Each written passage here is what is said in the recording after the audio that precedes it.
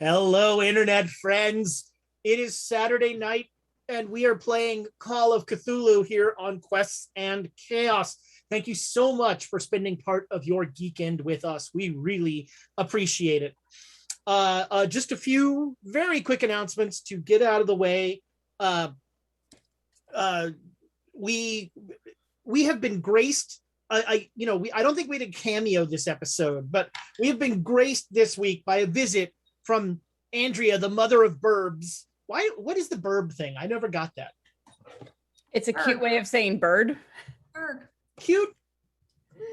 I mean, it's like childish, maybe. It's Baby. like saying small. Yeah. I don't get the small thing either. But Birds of Paradise, the official dice of the Great Dane Society. We roll them. You should too. And you should really be rolling these Saguaros, man. Just the way they feel in your hand. These are big, chunky dice that are great to roll. And we have giveaways all the time now for Birds of Paradise dice, since it rained dice on Monday. No microphone was safe. So thank you, Andrea, for supporting Quests and Chaos so much. And go get Birds of Paradise. They are awesome. And very soon there will be dice available the new dice will be available on the website, and that will be awesome. And for you Kickstarter backers, slowly but surely, dice are going to start appearing, and that is a beautiful thing. Our friends at Nord Games, they make D&D stuff so that you don't have to give wizards money, which is awesome. You can use our code on Nord Games website, which I believe is nordgames.edu, and you can get a couple bucks off of your order and get some stuff that lets you play D&D without giving wizards money, which is a beautiful thing. One personal request for you. You know, last we did Gay Pride last month and all this stuff. So this month I'm going to do a personal giveaway of a set of Birds of Paradise of your choice. I will buy you a set of Birds of Paradise of your choice. All you have to do is give me some proof that you donated blood this month. Blood donations across the country are critically low. There are places where they don't have a day's supply of blood. So if you are able, and I will tell you right now, I am not able. Rachel's a freaking machine. Rachel is, I believe, hooked up to a machine as we speak, and just they pump blood out of her on an incredibly regular basis. If I give blood, I turn gray and fall on the ground.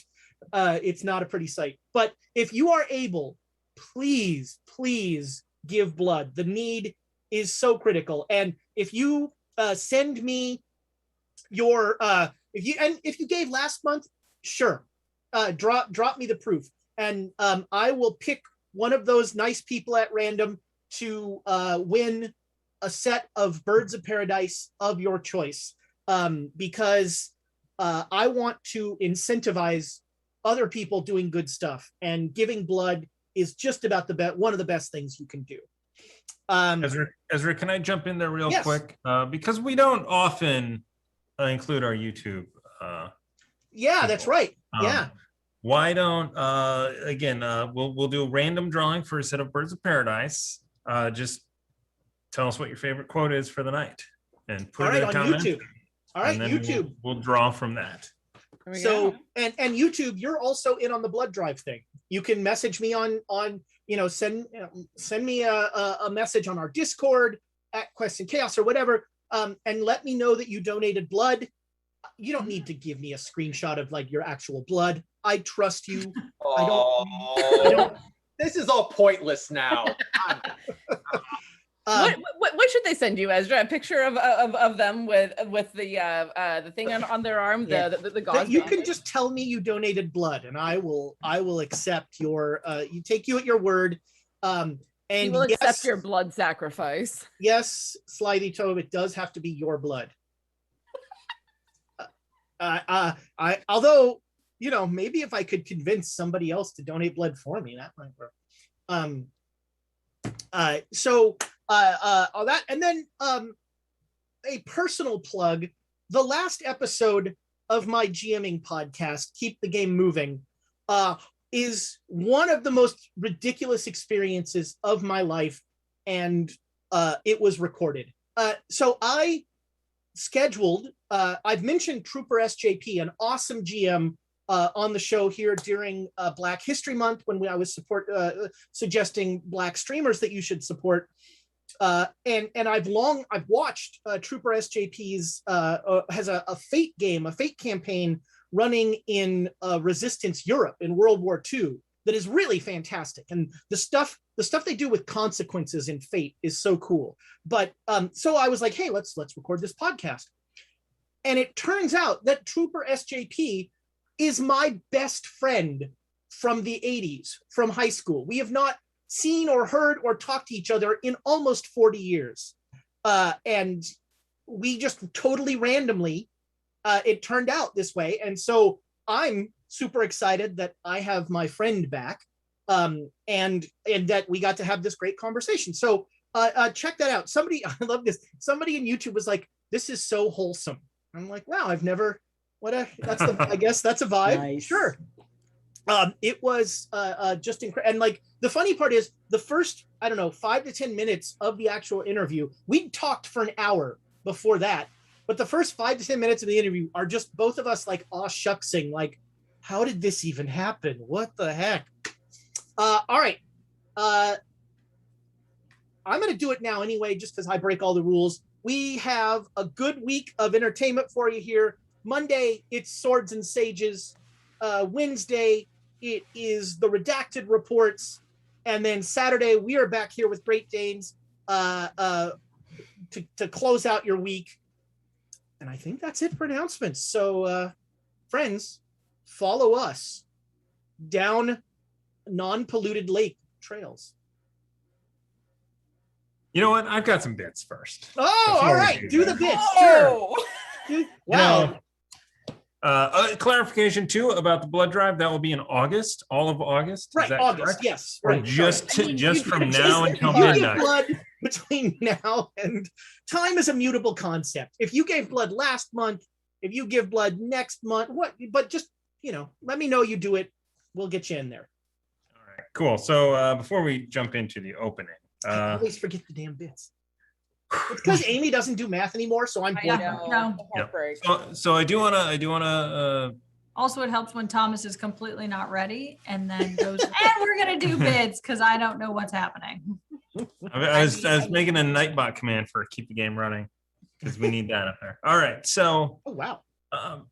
let me just see here. We are 80% of the way to making our tavern upkeep. That was 4% today. I was 76 when you gave me the awesome. number. Thank you guys for these bits to help us get close to that.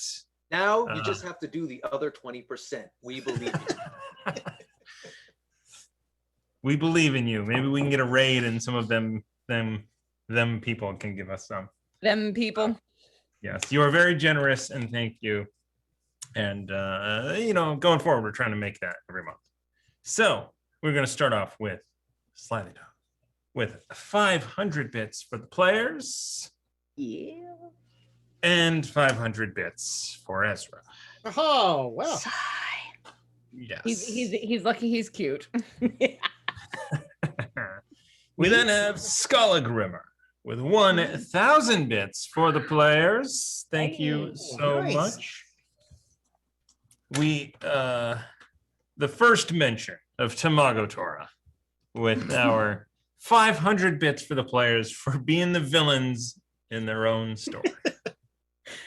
Isn't that Ezra's philosophy that the players are Yes. always the actual bad guys? We did tremendous good by heavily polluting that lake. So I just I don't even want to know how many livelihoods we've destroyed. no. If you're supporting fishermen, you don't count. You don't. There are other fish in the lake, Yeah, they were supporting evil. They were part of the evil. They all had to go. Everything had to go. Yeah. I mean, we should point out to Abe that there are other fish women in the sea. And I've slept with all of them now officially. There's an episode title. There you go.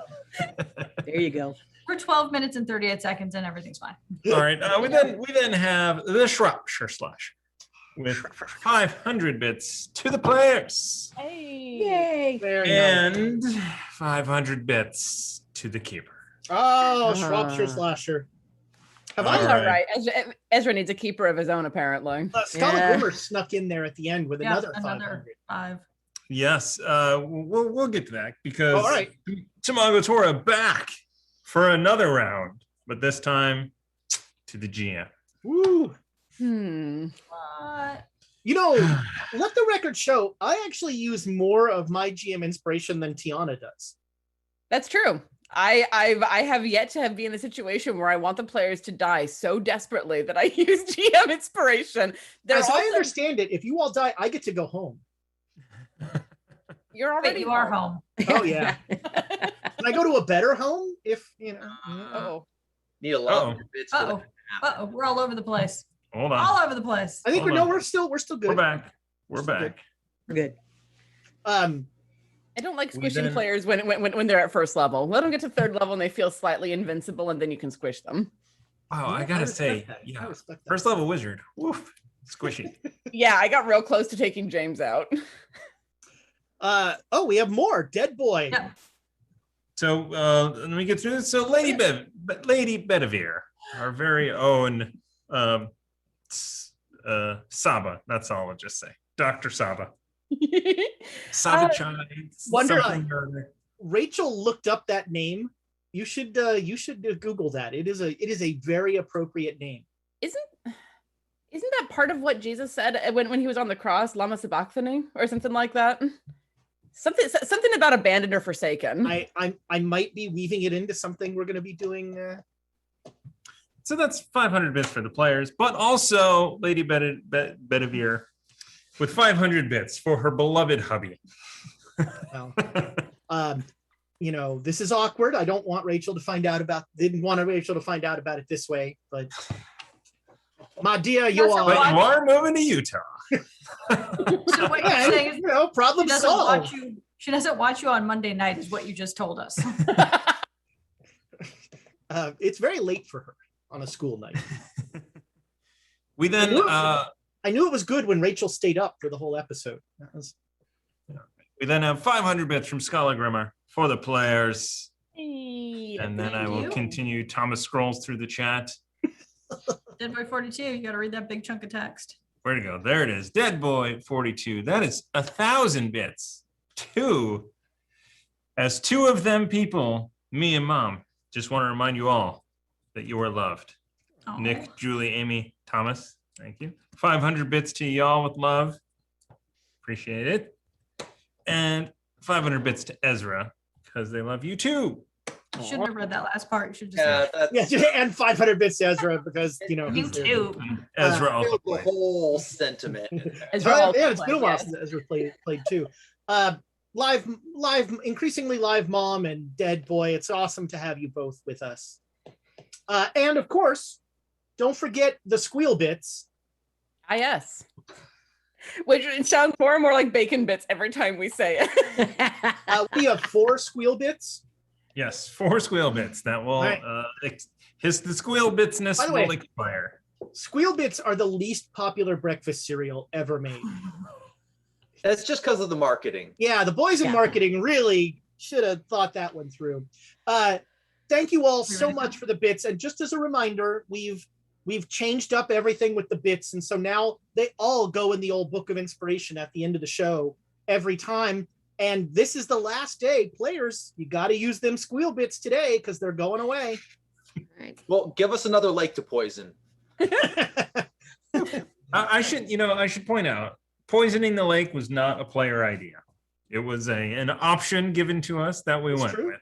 It was Yeah. good. It was a good idea nonetheless. It is a good idea. I mean, it's horrible, but it was a good idea. Kids, don't poison lakes at home. That's it. Stay in school. And Poison lakes Follow us. elsewhere, I guess. Travel abroad. Broaden your you know where horizon. you could travel? You could travel down darker trails. Welcome.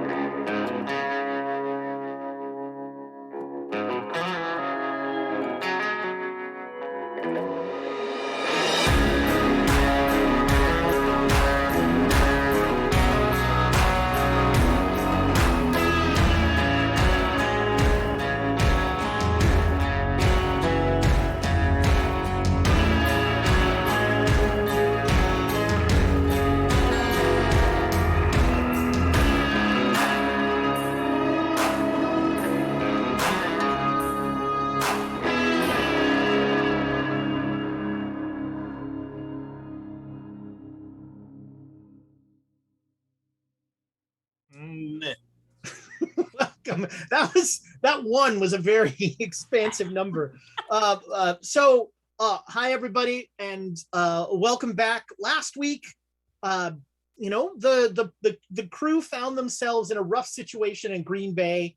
They fought off some sort of magical handkerchief, and they found out that it was a ploy by Brown Jenkins. But it turns out he was trying to apparently get them to Chicago through somewhat frightening means, because he was taking sides in this cosmic battle with the Great Race, which he felt very uncomfortable doing.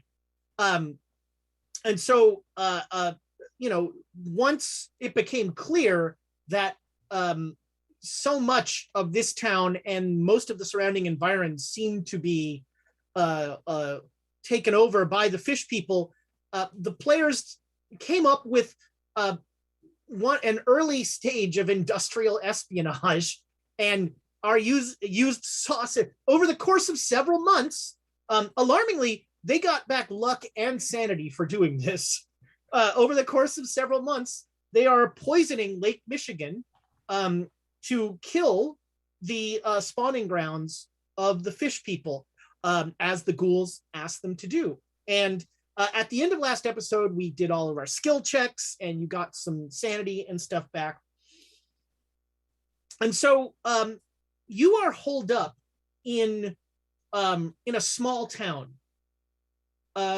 You have been sort of, for the first couple months, you were worried about the whole, like, what one sees, everyone sees. And so you were really laying low and kind of running things there.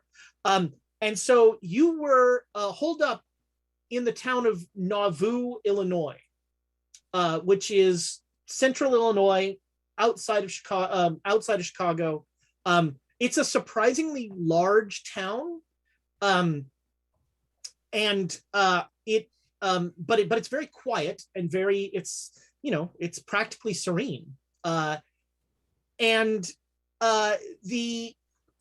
one day in the winter,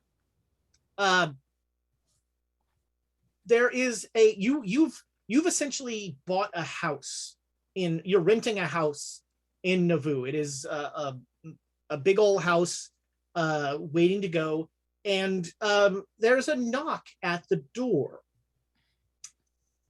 And at the door are three men in very formal, slightly ill-fitting black suits.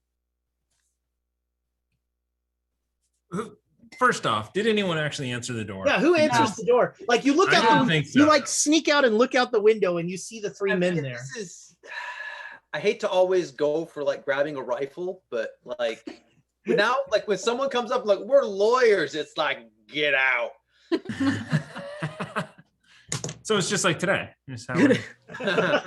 just show up with a shotgun. Somebody with a shotgun, like, what can I do for you? Yeah. I think that would.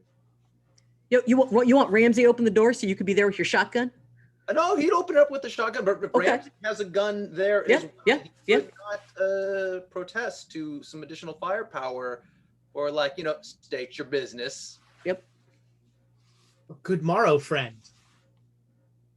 My name is Elder Mackenzie, and these are my brothers, Elder Smythe and Elder Jenkins. No, not Elder Jenkins. No, We're all like, Shoot them all.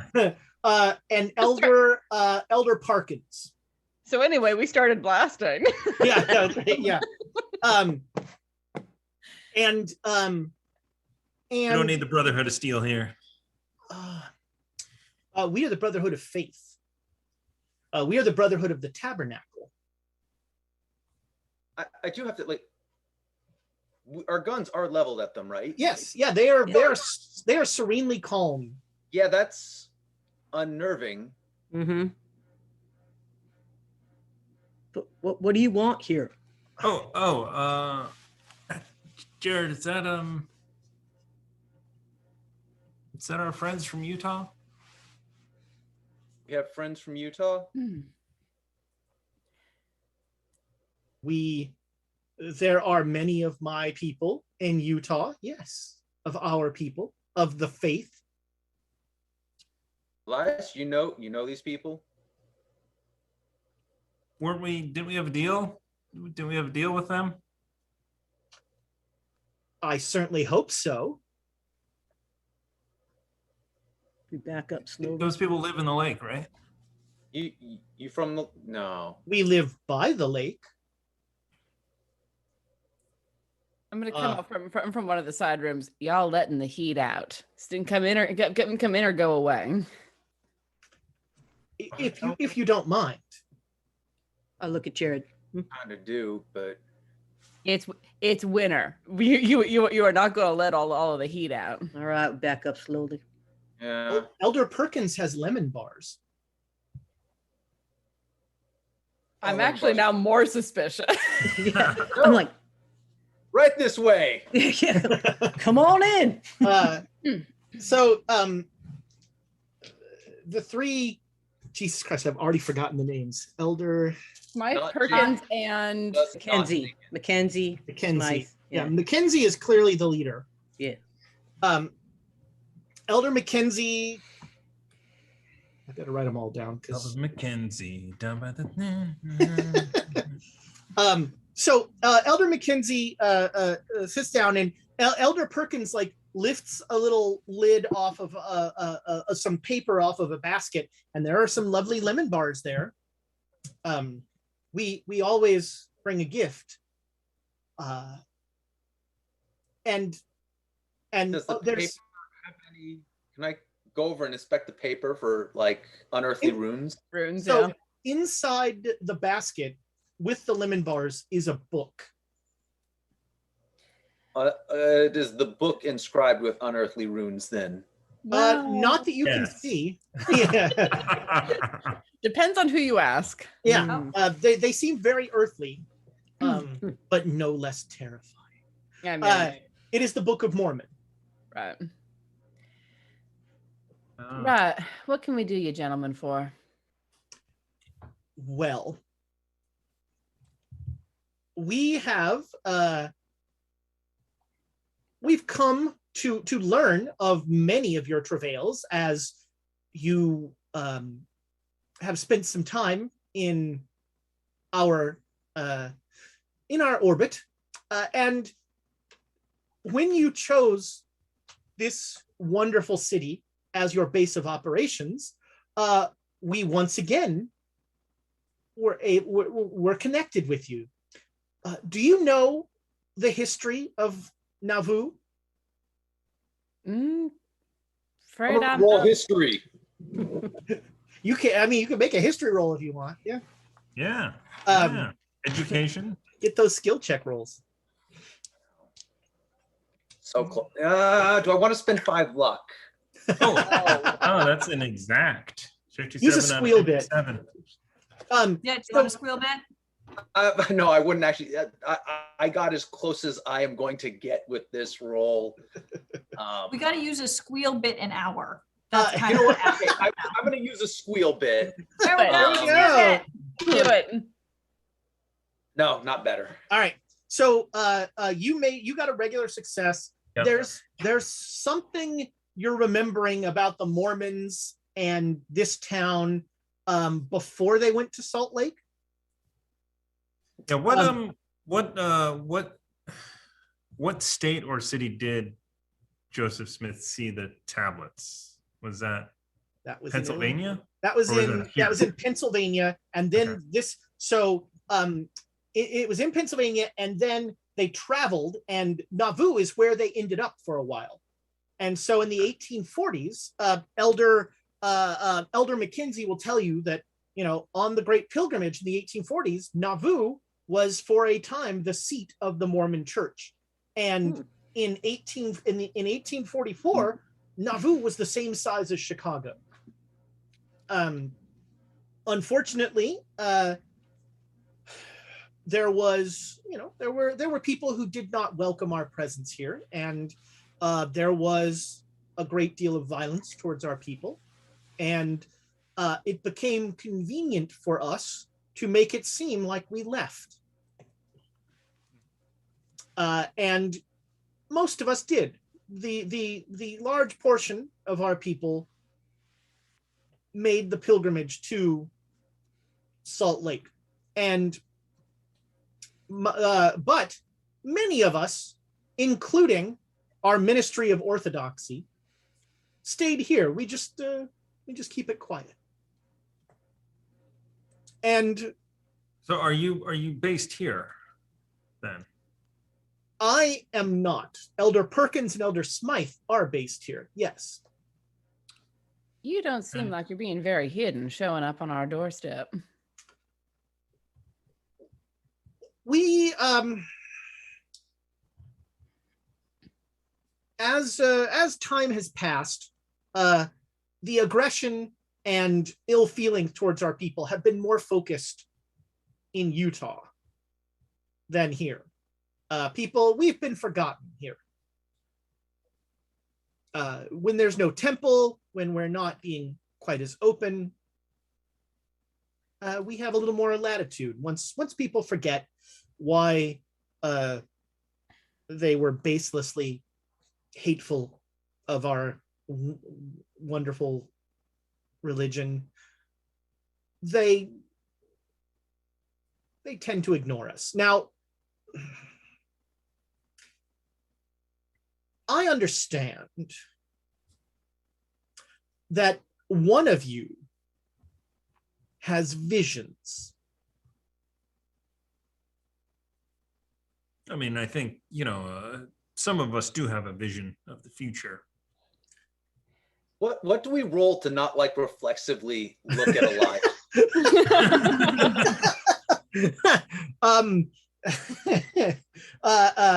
You know what? Make sanity rolls. I would have suggested POW, but sanity works too. I mean, sanity is basically what your POW has been eroded down to.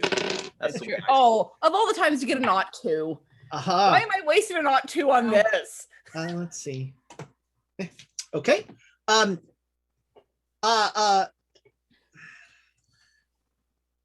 sorry. Perhaps I should have been more specific. Yes. I'm given to understand that one of you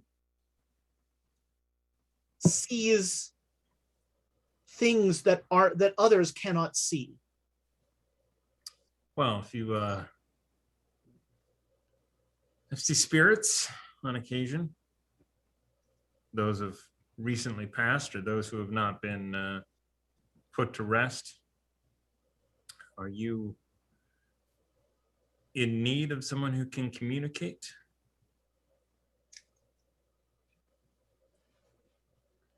Interesting. We are very interested in communicating with those who may have passed, because it is a central tenet of our faith that we need to convert those so that they can be in heaven with their families. But, and forgive me for being abrupt, I was speaking of someone who has seen a small woodland creature who might communicate with you. Are you talking No. about like squirrels running around talking to people? Because people have called us insane, and that's something. But I'd put that moniker on you for that one. Not you're not talking about rats or anything like that, right? We don't talk to rats in these parts. Especially rat lawyers. No. I mean, that's just lawyers. Yeah. I There's a am sing- speaking of an interdimensional being who could possibly communicate the tenets of a religion to a prophet. You mean like angels? Yes, the founders of our church So had did Joseph Smith have his ankle chewed on by a rat? Everyone looks at his ankle. Yeah. I know. I'm considering like knocking them down and pulling their socks back. I do not know about our prophet's whether our prophet has been bit or not. But I do know that when our prophet was in the woods that fateful day, we believe in the ministry of orthodoxy that what our prophet deemed an angel who led him to the fabled golden discs took the guise of a small mammal who could communicate with him. And we are very interested in speaking with anyone who may have had contact with a phenomenon like this. Sorry. And You've said that you're familiar with our, what was the word you used? Travails. How in the hell have you heard about that? And what have you heard? well, I don't know how much you know about our faith. And by the way, let me just break character for a minute to say, none of this has anything to do with real Mormonism. And, Right. I just want to, in case any of our Mormon friends are watching, none of this has anything to do with real Mormonism. And to the extent it is apostasy, sorry.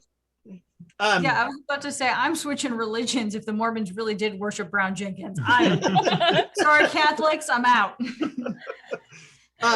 No, Emma, no. Stay with the Catholics. They need their time traveling Pope. Yeah. Time Pope. Well, as you may know or may not know of our faith, history and genealogy and stories and timelines are of paramount importance.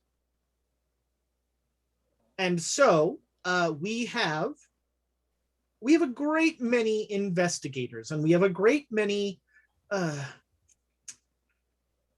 resources to be involved in these investigations.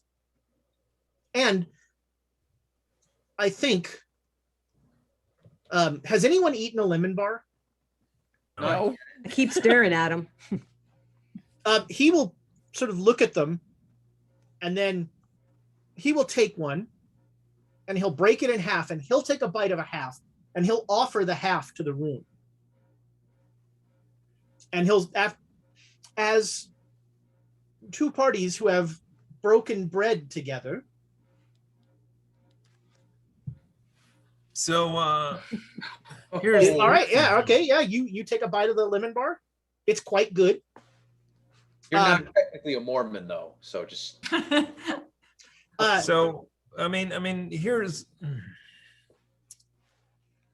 if you wanted to communicate with such a woodland creature, all you have to do is ask for the creature and promise your soul to it.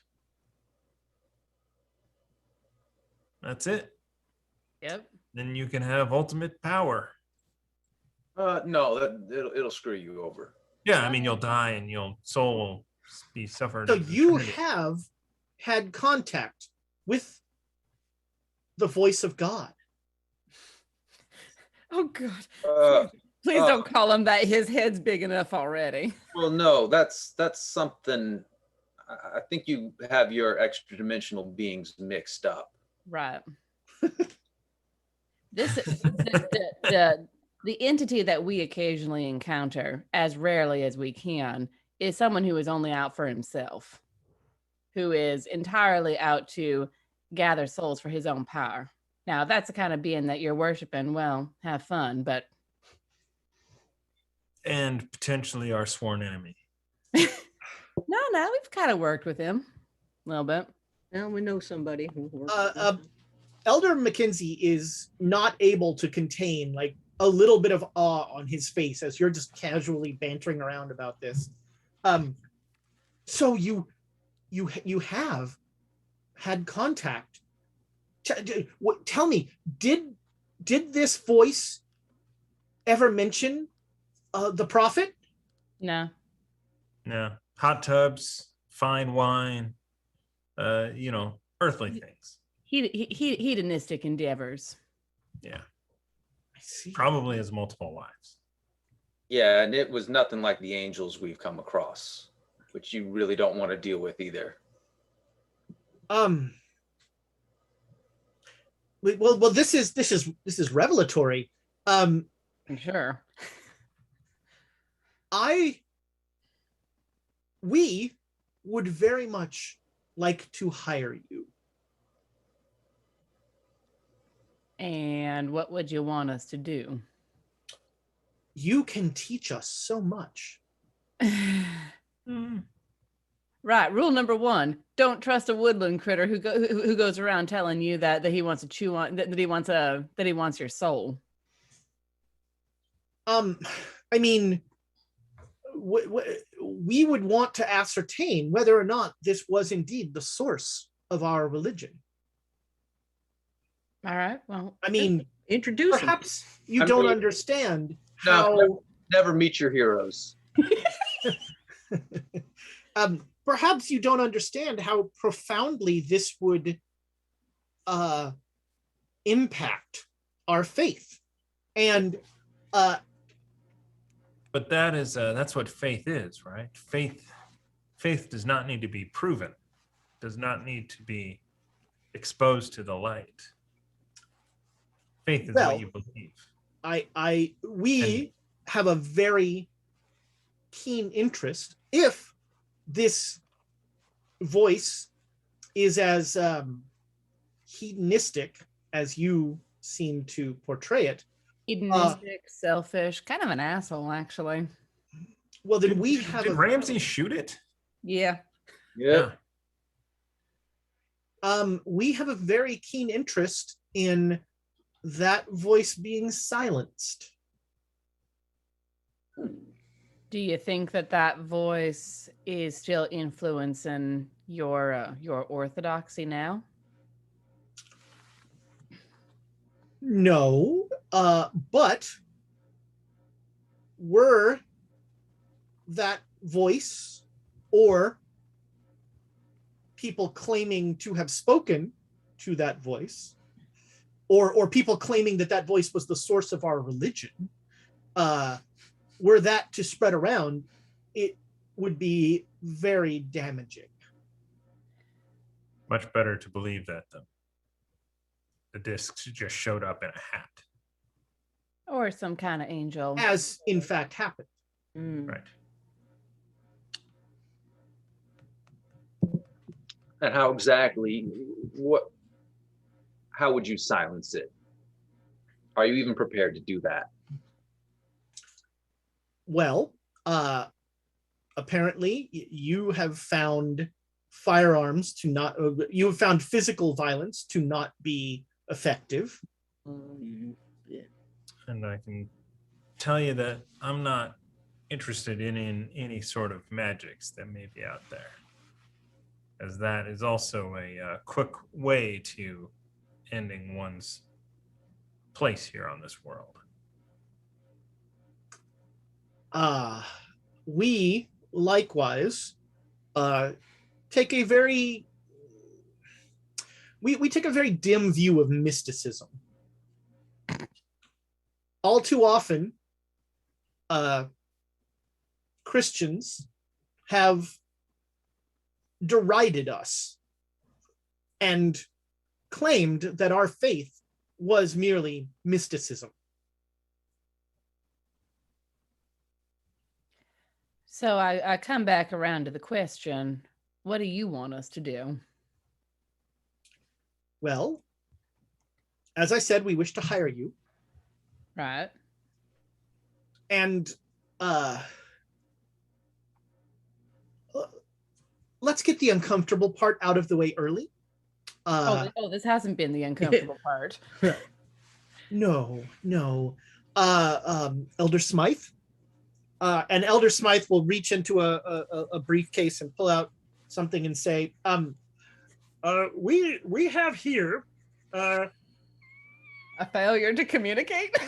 Evidence of your pollution of Lake Michigan on a frankly staggering scale. And we wish to hire you and pay you your dues. And when you are hired, this evidence will also be given to you. Should you choose not to seek our employ, we will be forced to release this evidence. That evidence that you have there in your hands? Everyone brings their guns up. Yeah, just like, sure. There's another copy somewhere. I was not born again last night. The Mormons all laugh at that joke. And Susanna just has a puzzled look on her face, just blank. No, this documentation has been very carefully secured, but I assure you that once we have your compliance and your service, all of the evidence will be given to you. Well, what if this rat man just eats all of you when we try to do this? Elder Smythe looks very uncomfortable and looks at Elder Mackenzie, and we believe the faith has means and knowledge in dealing in these areas, but we would very much appreciate your assistance both in opening that line of communication, but also in some investigative matters. Do you have means to deal with an interdimensional creature that can turn people from living people into skeletons in less than 5 minutes? Do you really have that kind of power? Because if you did, I don't think that you would be the downtrodden folk that you were here. And one of you is going to need to offer your eternal soul just to broker this deal. Because this fella does not deal in kindnesses. You are striking way outside of your league here. You guys think you're innocent? Oh crap! Do Mormons do confession? I don't think they do. I don't think so. I don't know. That's very much a Catholic thing. Yeah. That was more said to Jared than anyone else. Well, I don't got the dagger, so I can't. I mean, none of us are without sin. Right. Be that as it may, you're dealing with something that is way bigger than you can wrap your heads around if you think that you can just make this voice in the desert go away. Honestly, I think your best option is to go to the ghouls and live in the Salt Lake and try and broker a deal that way. Yeah. Even then, you're going to have to pay your pound of flesh. But, I'm sorry. We had to poison a whole lake just to finish our deal. Right. You thought that this extra dimensional being was the only weird thing out there? Nah, friend. There's a lot of them. Can we aggressively try and make them make sand checks? Start talking about the bone naga, just the Elder things we've Perkins. seen. Yeah, Susanna's up to here with dealing with people who are dealing in vague threats. Elder Perkins has like a teacup in a saucer, and it's like there's a tinkling. There's like a constant tinkling sound as his hand is like slightly shaking. The other two seem to be doing all right. Elder Smythe is sort of like trying to process all of this, but Elder McKinsey seems like, does not seem fazed by any of this. And I think that we do have, while none of us are without sin, some of us are chosen. And those of us who are chosen have an obligation. And in my role with the Ministry of Orthodoxy, I have an obligation to make sure that the underpinnings of our faith remain sacrosanct. As long as you don't go poking the bee's nest, he's a hedonistic, selfish dick who will just leave you alone. So don't go poking the bee's nest with this woodland critter. But if you start poking, and I promise you, if we get involved, we poke a lot of things. We kick a lot of bees' nests. Here's the thing. If you really want to get in touch with him, you don't need us for that. He'll find you eventually. Yeah, all you have to do is start asking for power. And we could, if we give them the name, and they can chant it. Well, I ain't saying that name. I ain't either, but it's funny. I mean, as much as I would love to write the name down on a piece of paper, have them go out and contact them. Very far away from us. Part of me wants to see that because yes. Well, with the telescope. Kinda. So the voice of God has an address? It is not the voice of God. Exactly. And this thing has a name. And with these sorts of beings, if you know a name, you can connect with it. Now, that said, you might not want to. You ever read your Faust? That's okay. Give us a lot of money and we'll give you the name. Yeah. Done deal. You can pay us to shoot you too. It's going to be a lot cleaner, and you'll keep your souls. And you might actually go to heaven. Well, I'm glad to know that you are interested in entering into a contract. Is that what you took away from those sentences? Because man, you have some selective hearing. Yeah. No, it's more like you just drop a bunch of money right here, and then we and the paperwork. Yeah. Not a contract, more of a transaction. The voice. So, I hope I was clear in that my interest in finding the voice of God is, if it does indeed exist, to end it. And the only creatures with power to do that are the fish people that we got rid of in the lake and the ghouls in the Salt Lake. So actually, I mean, if you recall, the only people that Jenkins feared were the Great Race. Yeah. The servitors did, he was afraid the fish people were going to tell the Great Race that he was there.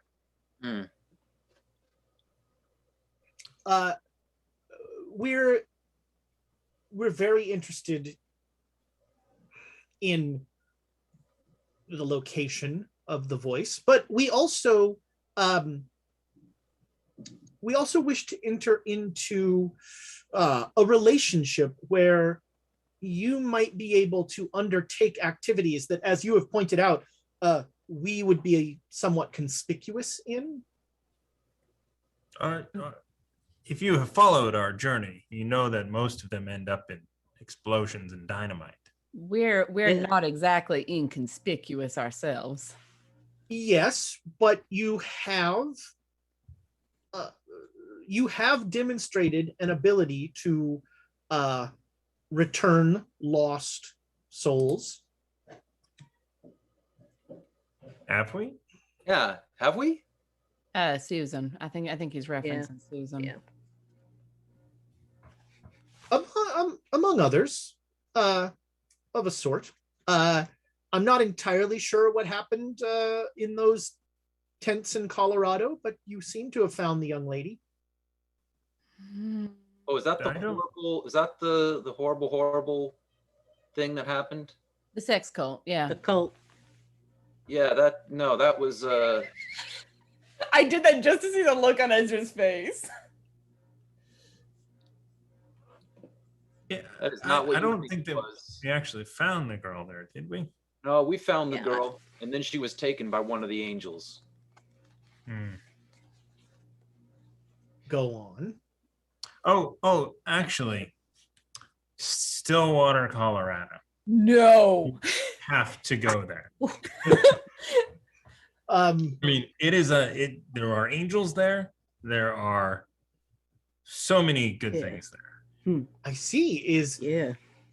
Is that a place? That's where they might. That's where this this thing might be. Oh, is that where we're going? No.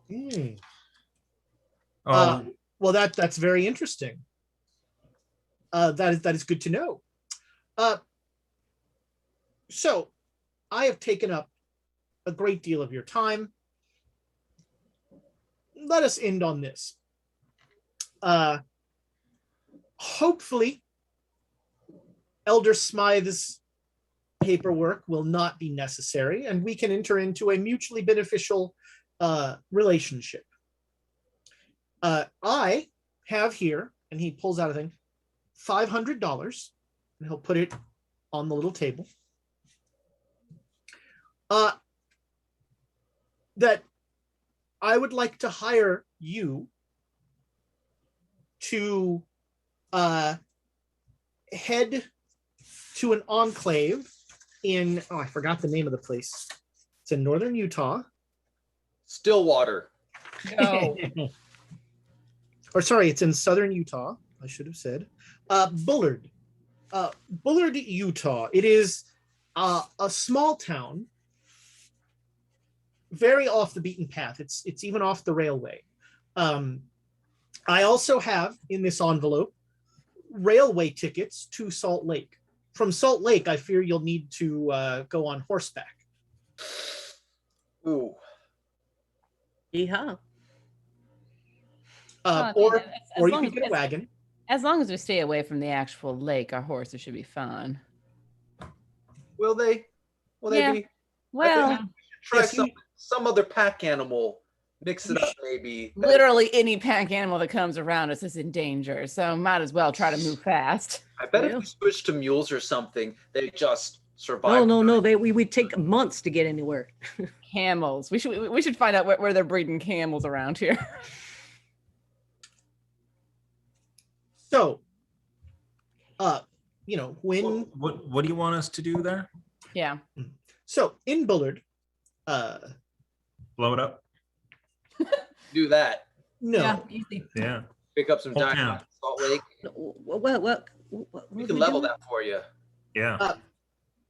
Bullard is was a small enclave of followers of our faith, who had repatriated some children. Excuse me? What? What are you talking about? There was an unfortunate incident that resulted in the orphaning of 30-ish young children, and they were repatriated in Bullard. What exactly is this unfortunate incident? It was a native attack. All right. And all the children were adopted into families in Bullard. And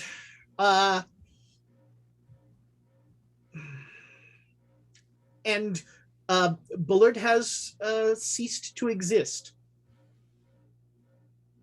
So it's already been blown up. There is nothing there. Nothing? Nothing. And Hmm. we have... This is another investigation that if the church were to go in, this becomes a matter of questions of faith. If investigators, say, from the Pinkerton Agency, go in, hired by other parties that shall remain nameless, then it's merely an investigation. Ooh. You're So gonna when hire some Pinkertons? So when you say that the town is gone, do you mean blown up or do you mean just flat out disappeared? Disappeared. Were the buildings remaining? Yeah. No. No building. Oh, good. Nothing behind in there then. So how are we gonna find this place if there's nothing, if there's no landmark to find it by? There's a very good map in this envelope. All right. I'm up, guys. And we do this for you and this paperwork disappears? Or are you gonna hold on to this as the stick to beat us with if we don't help you with everything you want? We would prefer that I understand what you prefer. What are you gonna do? if you complete this investigation for us, then yes, we will give you all of this information. And we will also hope that we can have a continuing relationship of a compensatory manner, of course. I like money.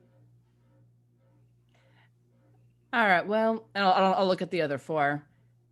Can you give us the evening to talk it over? Where can we find you to talk about this, perhaps in the morning? Of course. We are staying at the Clarion Inn. Didn't you say these two are based here? Yes, but we are not, I do not go to their house. Ah, Clarion Inn, right. Perhaps meet you for breakfast? That sounds lovely. And they'll get up and Perkins will be like, would you like the lemon bars? I can leave them. You know what? Sure. Thank you. All right. That He leaves the basket of lemon bars and they head out. And then the monster comes. No, Is that $500 still there? yes, there's an envelope with $500, 5 train tickets to Salt Lake City, and a good map of Utah that clearly shows. So this will never work, but Bullard is That opposite worked. kind of down here. You need to turn off the blur effect if you want that to work, buddy. It's redacted. I mean, here's the main question: Did they leave the book and the cloth and anything else other than the lemon bars? Yeah, they left the whole little basket. So the Book of Mormon is everything but the lemon bars immediately goes in the fire as soon as they're out of the door. Just all right. Practice. No. Leave the basket unless it has some sort of weird weaving. Baskets are cool. Baskets are It's useful. a lovely basket. Yeah. So Elias quickly pulls out the spyglass and it's daytime? Yep. Hands it to Ramsey. Goes, get to higher ground, see if you can see him. Right. Go try and follow him. I'm going upstairs. And All right. Elias is gonna hop out a door and try and stealth follow these guys where You're they're not going going. to disguise first? Disguise. Do your disguise. I mean, Please. if I mean, basically, I got can it. pop on a mustache. It's about as quick as I can go. And a dress, just to. No mustache? return of Eliza. All right. She's So wearing a mustache this time. make me a stealth roll. Yeah, if you've got a dress and a mustache, they'll never figure out it's you. Okay, so it's a regular success. All right. So yeah, you are able to follow them. They stop at the telegraph office Okay, and then they go to the Clarion Inn. all of them. Yes, all 3 of them.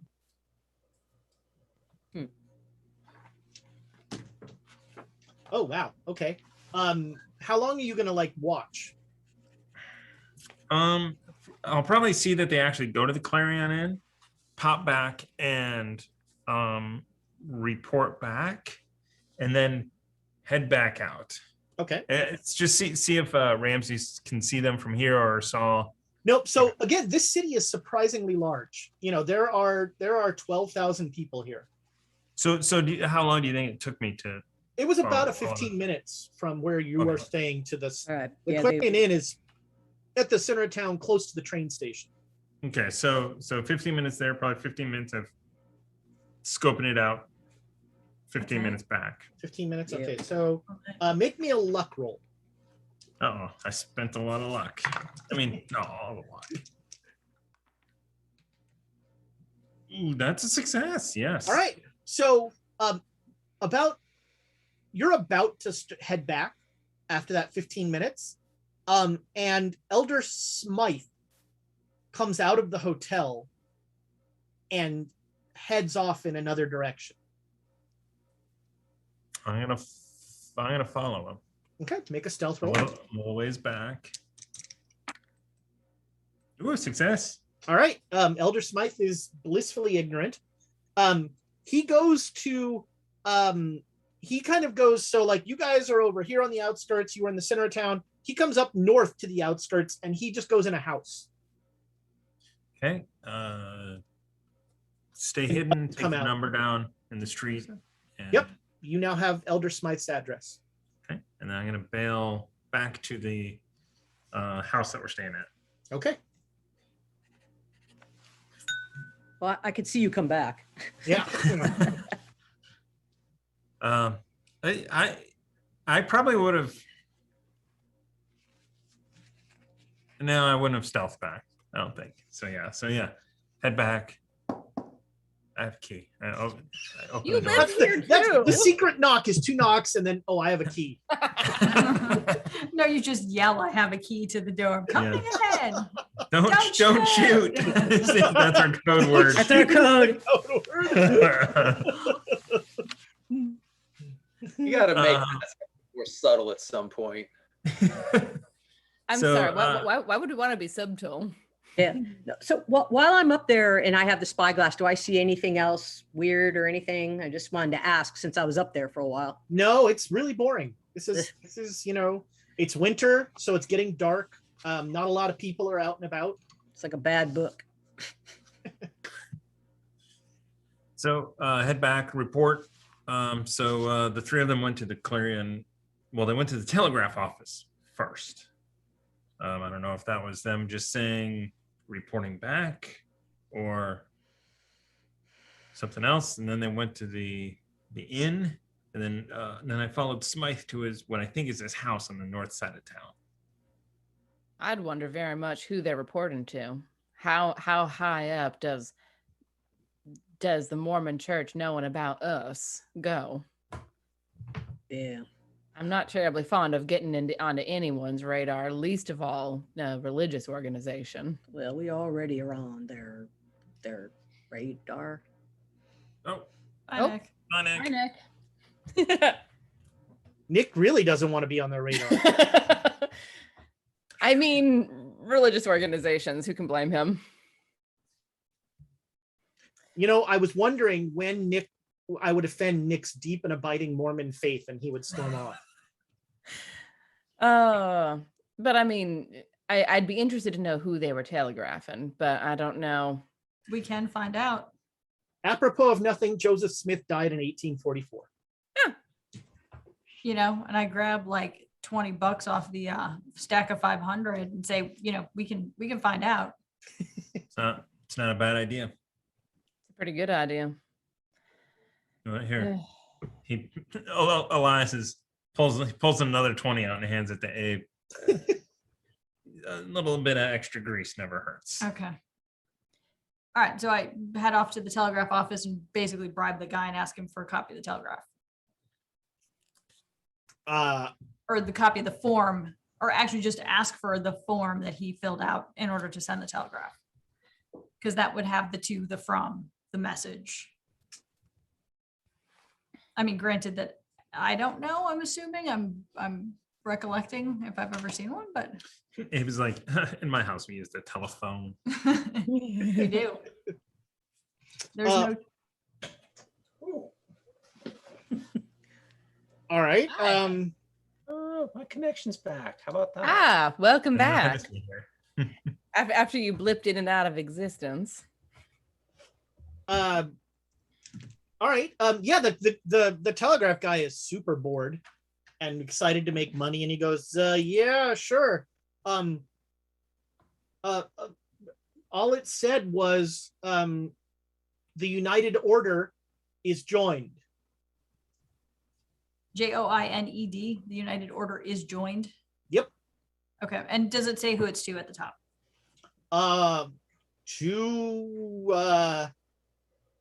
It was to Shinelaw, SHINELAH. Is there a way to tell where this person is, or is it? I have no idea how telegraphs work. So the way telegraphs work, they're kind of weird, actually.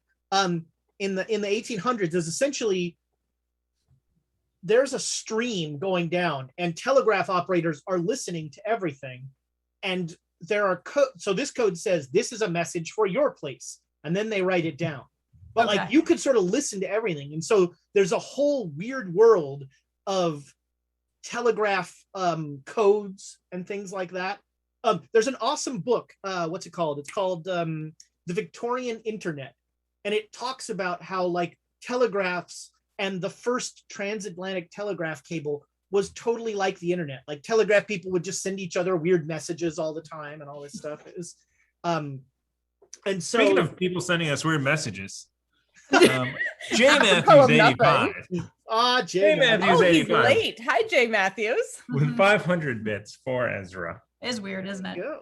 It's good to have you. It's good to have you around. I did not realize how much Terry Pratchett pulled from the telegraph for the clack system. That's really cool. Yeah, that book, that Victorian Internet book is fascinating. I really recommend it. So is he able to tell me where this Shinelaw is located? It was sent west, Okay. and so essentially it would just keep going on the wire. But it does, like, there's not a code that says this is Salt Lake City, like, you know, like area code type thing. So it would, yeah, sorry, yeah, it was sent to Salt Lake City. Okay. So All right. So I head back. I give the guy $10 and walk out the door. Wait, I thought you were gonna give him 20, poor guy. No, Abe's embezzling. every single time. I go back and I'm like, so here's, again, I don't know what's wrong with these Mormon people, but they did send a telegram to Salt Lake City to a person named Shinelaw. I don't know. And it says the United Order is joined. I mean, that's cool if that's our name. If that's the name they have for us, that's a great name. I want to go by the United Order going forward. I mean, that is the best name. It is. ununited disorder, more like it. Hey now. Hey, no, we're together. Well, United disorder. Yeah. United So- disorder. I don't like these guys having this information on us. I think that we need to stay in town and take care of them. I mean, the fact that they were able to pick out more of what we were doing as opposed to what the companies were already doing is interesting. They must have people in there. Or Brown Jenkins put them up to this, just like Do not say that name one more time. We do not need that fuckhead coming in here. Yeah, I mean, yeah, I don't. They actually think that little rodent is the voice of God. It's got to be mistaken identity. I mean, how many talking rodents do you think there are in the mythology of the United States? Is that an honest question? Yeah, kind of. I mean, with what we've seen, if we came across some other talking rodent, we wouldn't blink twice. Right, but that's with what we've seen. Most people haven't. I mean, up until about a year ago, I hadn't seen what we've seen. I'm just saying, I wouldn't be surprised if there's some other talking rodent out in the forest. It's got something about discs and a hat. Tells people it's God. That's what talking rodents do. But if you encountered a talking rodent, would you not think it might be God? I mean, there is biblical stuff about Yeah. there is biblical stuff about a talking donkey, so I guess. Yeah, but you find that. Hmm. I don't know. It just doesn't seem like his way of doing things. He's not someone to do something unless he gets something in return. You wouldn't be able to keep a straight face if he was messing with him either. He must have gotten something good. I mean, do you think he actually got Joseph Smith's soul? Because that would be really funny. Well, no, here's the question. Did he manage to convince people to join a religion where he gets all of their souls? Oh, hell. If so, we have to bring this religion to an end. It's a pyramid scheme.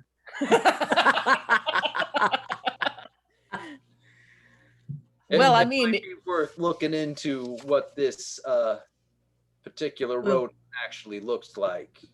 Oh, did they leave that awful? Oh no, I burnt that book. Never mind. Do we start with these three elders and But we took money to go do a job. I mean, it's still sitting on the table. We didn't take it. It could be returned tomorrow morning if we want. You took money out of that guy. that $460 right there? Supposedly, that they- is 480, and then I put 20 of those back. Just going. Oh, I didn't look give how the guy honest quite- Dave is. Well, I'm Honest just saying. Dave. I just want to, I mean, we don't have to take this job. We could go do something else. exactly. We asked for the not to think about it. We have not accepted this job, and we don't have to. I mean, if they try to bring up this corporate espionage up, it ain't like we don't have access to really good lawyers. Right, but there's a town that just disappeared. We went to that other town where it didn't disappear, and we found weird things there. And almost died in the process. But we didn't. Right. But we didn't. We're still here, and we can do it again. How do you propose looking for a town that's disappeared? Well, we got a map. We go in there. We see what happens. Maybe it's underground, like that other place you guys swam into. You swam in there too. Yeah, I know, but I'm just saying, maybe it's like that. No? Ghouls No? ate 'em all. Is everybody saying no? I mean, I'm fine. It seems like an easy way to get money and get the evidence from them. Or And disappear to an Yeah. interdimensional space. I can pretend to be part of the Pinkerton Society. That's pretty. No, it ain't. No, it ain't. They're awful. I don't like being blackmailed, and we know who's blackmailing us. So why don't we just go take care of the problem? Because you're going to go to Salt Lake City and go, excuse me, Shinelaw? Mr. Shinelaw. Right, exactly. I mean, we know who's blackmailing us here. Who knows how many copies of this evidence they've made and mail. I mean, they've had months to pull all this together because we've been working on this for months. We can at least pretend to play nice with them for now until we get a better handle on the situation. And then once we get the evidence, we can shoot them. That's fine. All right, sounds good. Or feed them to ghouls. I'm mostly joking. I don't much care for that, but I also don't much care for being blackmailed. So none of this is a path I want. Yeah, but it sounds like a path that would be fun. Not all of us are thrill seekers, Ramsey. No, you guys are going doing all these things and going in ghouls and everything. That's why I'm. No. The past 3 months of dumping chemicals in a lake, that's been fun. Yeah, I was about to say that's been up to this. that's been relaxing and therapeutic, to be honest with you. That was hard work. No, Not that if was you're sitting at the desk. delightful. Now, I've only stayed involved in all of this because, I mean, frankly, someone has to be, and people who know about it kind of have to. But if I could forget about it tomorrow and walk away, I would. This ain't fun. This is deadly. We've all almost died multiple times. I came very close to dying very recently. Well, everybody's gonna die. Might as well do it doing something interesting instead of sitting back at a house with sisters and brothers and nothing to do except be. Never mind. This is the way to go. Right, but running into danger ain't it. Yeah, I'm not ready to choose my way to go just yet. I'm entirely too young to be choosing my way to die just yet. I don't know if we have much choice in that, given with what we get up to. We could always go to Salt Lake City. You're right, Elias. Maybe find out who the Shine Law person is and blackmail the blackmailers. Or at least get a better handle on who's blackmailing us. Do we? And burn Salt Lake City to the ground. Agreed. So now we got tickets there anyway, right? Well, I mean, you really have to be there to burn it to the ground. That is step one. Yeah. Also, don't we know that snooty professor in Salt Lake? He's a ghost now. yeah, he Oh, died. that's right. You haven't seen him in a No. while. So I need to see a lawyer about a will. So Well, maybe we can touch base with the lawyers that Abe's father has on retainer. Get all of our affairs in order. Was it Schmidt, and Dong? The law firm of was. Schmidt and Dong. Okay. All right. Are you going to leave everything to your overly attached girlfriend? I am. I do just want to say though that this does sound like something that would be interesting to hunt down, but I'm not interested in running in willy-nilly. Running in without. I mean, we're not good at plans. Even when we make them, we tend to break them.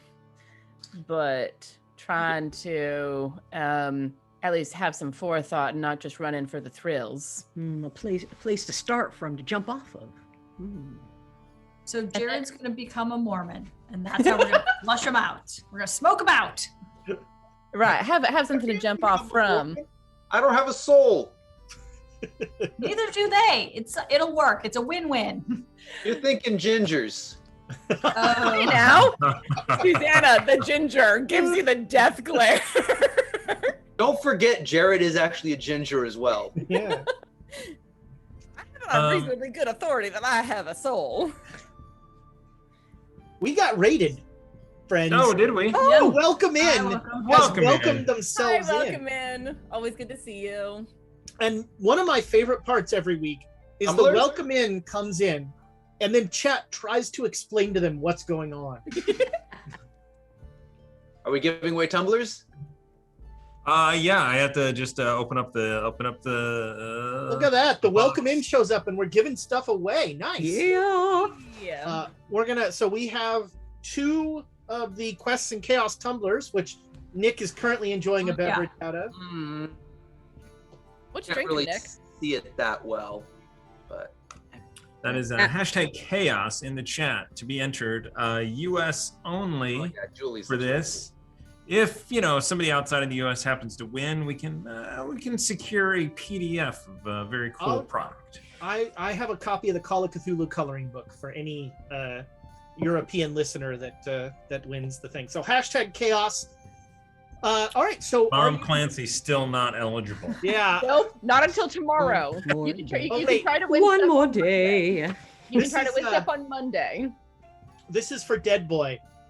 Her reign of terror must be ended. Clip it. Someone clip it. Clip it now. No, more swag for the swag throne. Swag for the swag throne. Blood for the blood god. Yeah, I didn't see any PDFs on that throne. Well, I mean, she lives in the U.S. Of course, She's got gotta print them out. So are you taking the train to Salt Lake?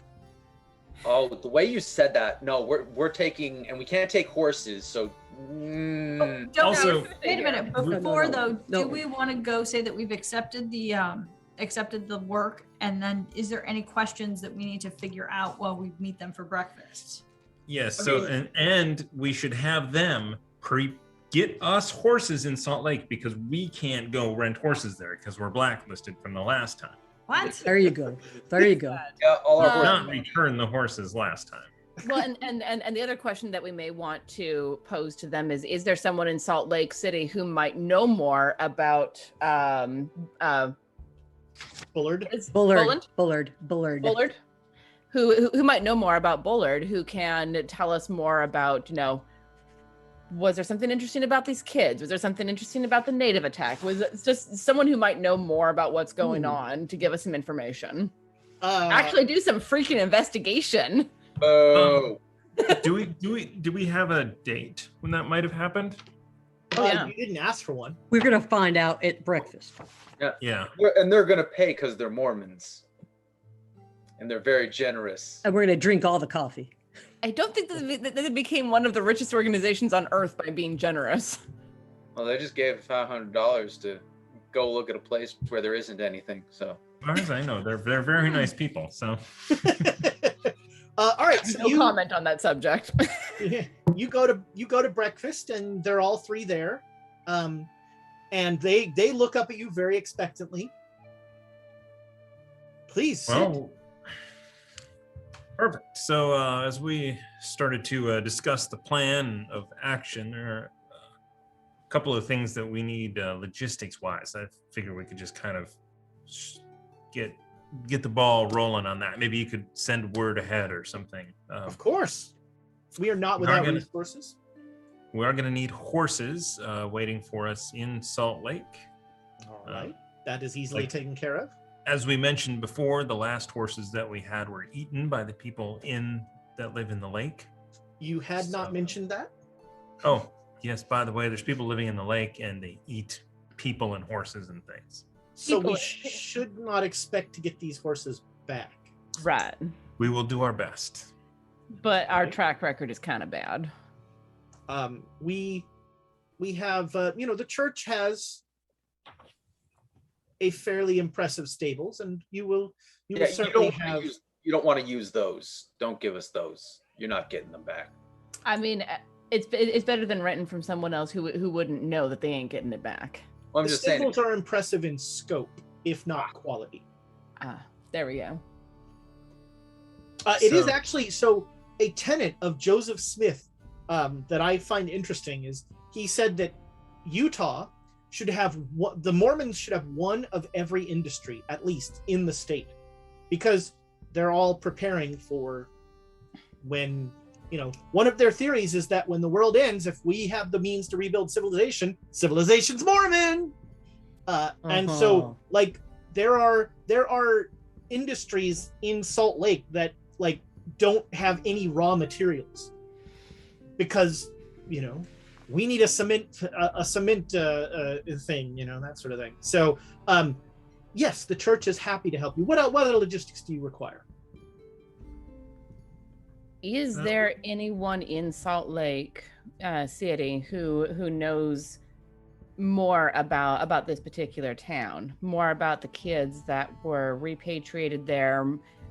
In trying to do an investigation, it's hard to do that without having people to talk to, and having an entire town missing makes that a little more difficult. Is there anyone that you can connect us with that we can talk to see if there's any common threads?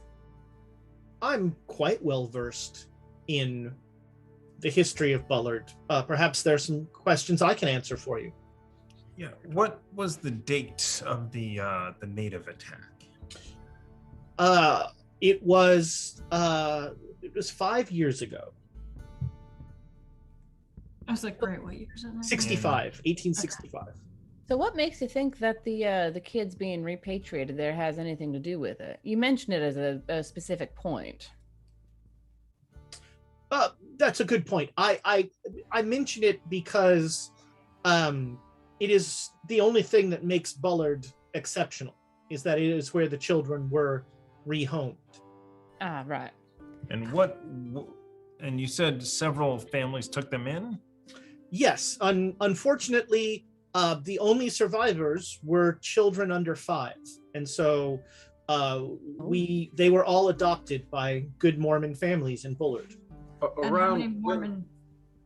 I was going to say around when were they rescued? 5 years ago. Oh, I thought the attack was 5. Okay. It was. Yes, they were rescued from the attack. And how Okay. many families were in Bullard before the disappearance? There were about a dozen families. Okay. How many kids went to each family approximately? Did they try to keep the siblings together, or? They were the children were portioned out according to the ability of the families to support the children. And then when was Bullard discovered missing? The first instance that we know of some problem in Bullard was about a month ago. And how was that discovered?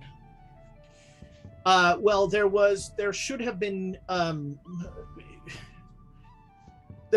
tithes sent from by courier that did not arrive, and at that point, the church made some inquiries.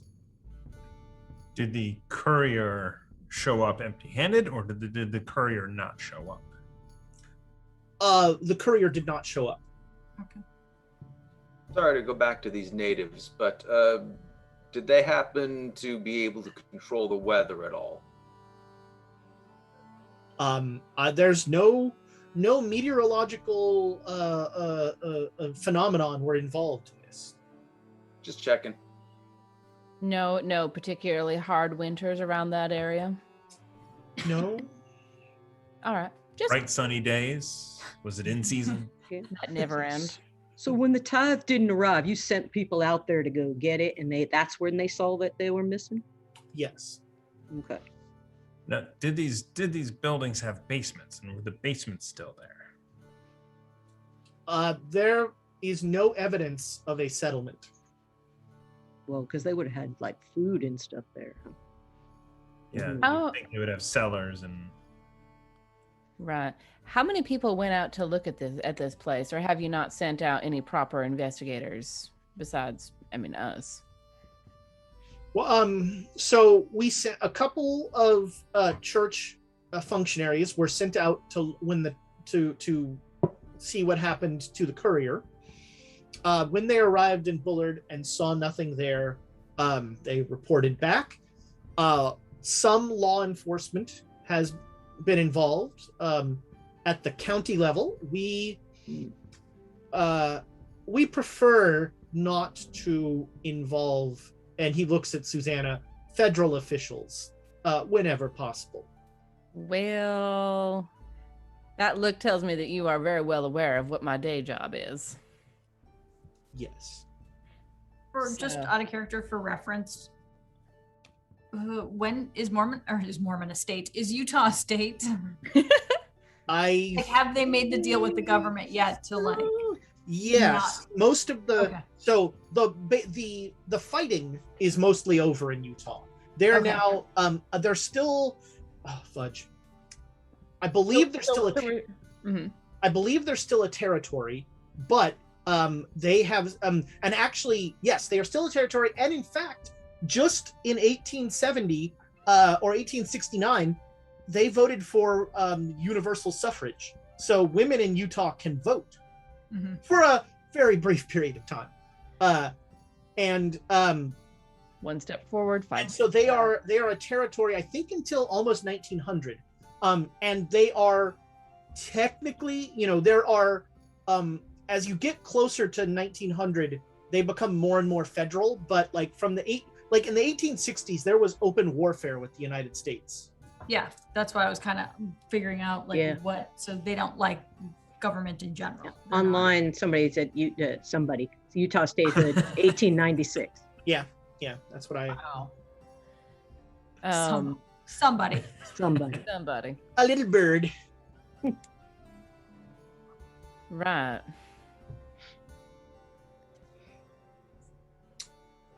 I'm happy to answer any other questions, and I hope I've been forthright in my answers. It certainly seems so, and we appreciate that. Did the folks who went out there, did they report any weird phenomena, any weird smells, any weird sounds, any weird water running through, anything that seemed unusual for the area, aside from a settlement just completely missing? No, that was the principal confusion, is that it's as if Bullard never existed. Wow. Did they see any flying structures? No, there were no hot air balloons or. Right.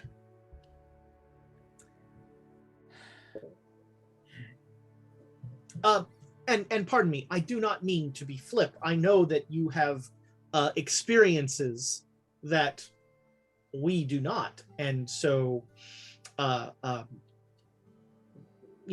is one of the reasons that we wish for you to examine Bullard.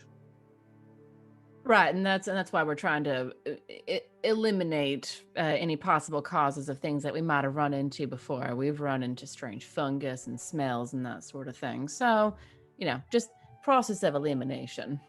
Of course.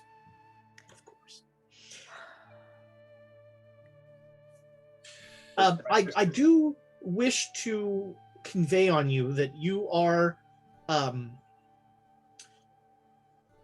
as much as possible, we would, your investigation should be discreet.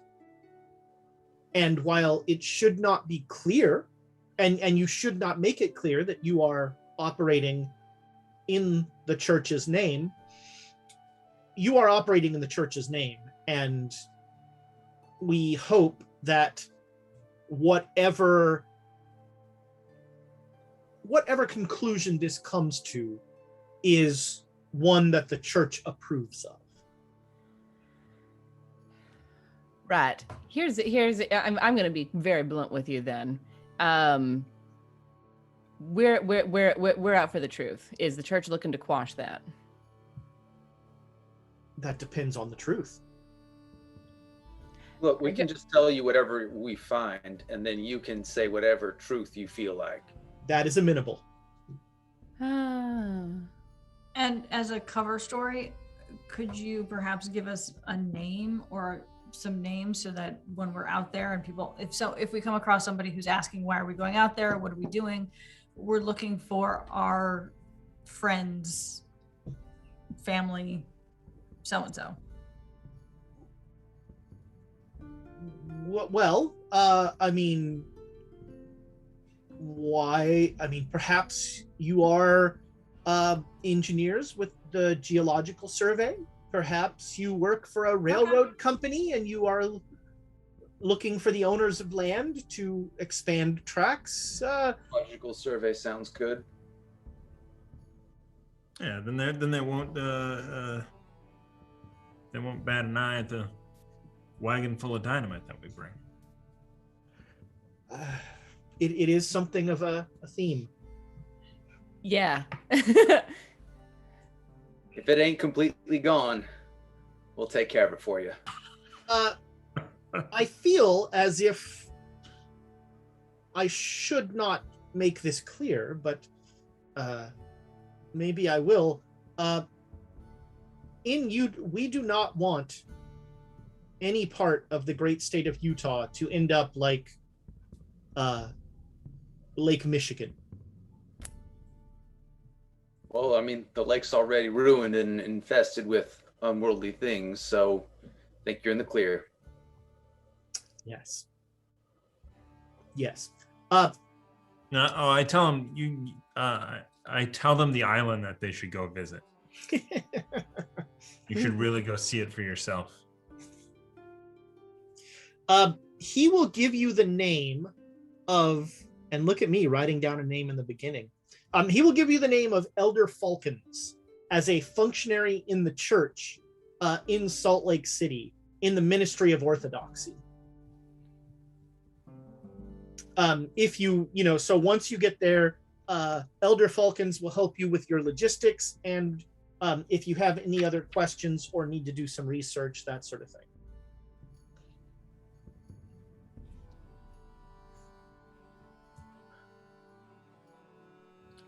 All right. Well, then I'm going to look at the others. It sounds like we're prepared to take this job on then. I'm pleased to hear this. I try to look as stern as I can while I'm jumping up and down. I believe, and he'll pull out a pocket watch, I believe there's a train that leaves in 2 hours. And I reckon we're going to be on it. Well, there you are. Friends, it has been a pleasure, and I look forward to all that you will do to aid the chosen people. Thought you said you investigated us. We've rescued some people. This time it'll be different. We've saved some lives. It's Saved a lot of lives in Green Bay. Yeah. It's a gambler's fallacy. This time it's gotta work. We're due. The Mormon Church is due. Hmm. All right, so you guys pack up and you get on the train.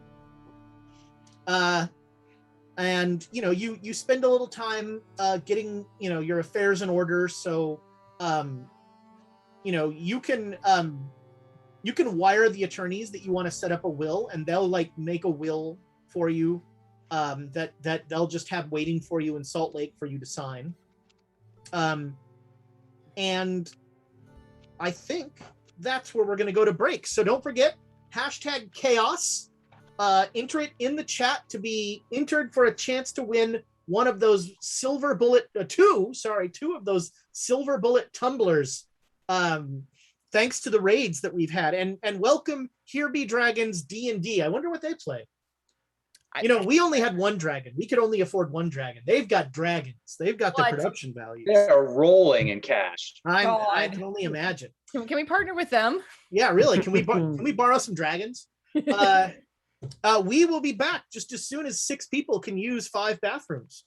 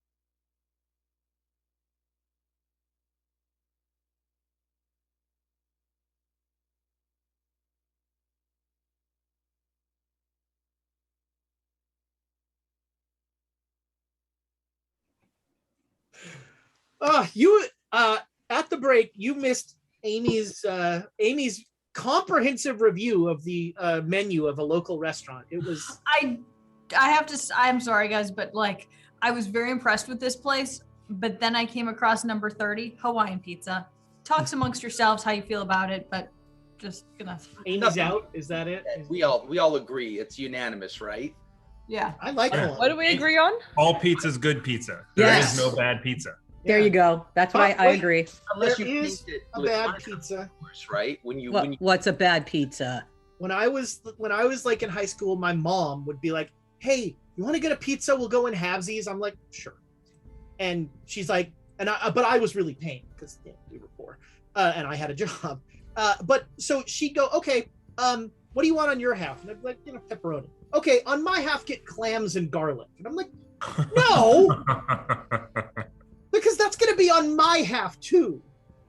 Ew. Clams and garlic. Oh God. We know what to get Ezra for his birthday. Clams. Oh, That'll go well with the ice cream cake. Yeah, it would really well. That'd be fantastic. I mean, it would depend on what kind of ice cream is in that ice cream cake.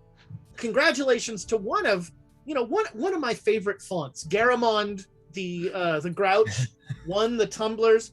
Garamond, we sent you a message through Twitch, so if you'll just respond and give us the deets, we will make sure you get your tumblers. Yes, And that is correct. that is that. We also got some bits, Thomas. Scala with 500 bits for the players. Hey, We have a big stack here. Maybe we should just use it and try and blow up this town before we leave. The town also known as Salt Lake City. Naboo. Okay. Who? okay. Naboo? Yeah. But I don't have any dynamite at this time. Well, we can buy some. Make a got luck bits. roll, and if not, Just some keep bits making a on luck it. roll. For you completionists, Nauvoo is Nauvoo, and it's an actual town in Illinois. Oh, I keep putting it like Naboo. Oh, okay. There's a V in there. Ah, And I only know that because Ezra put it in the Discord earlier today. I was specifically saying Naboo. Yes, because you like messing with Ezra and the rest of us. So you you head out on the train, and for 2 nights you have a blissfully uneventful trip. 2 nights, 3 days on a train. It's the greatest vacation getaway. there you go. You might go 8 miles during that time, but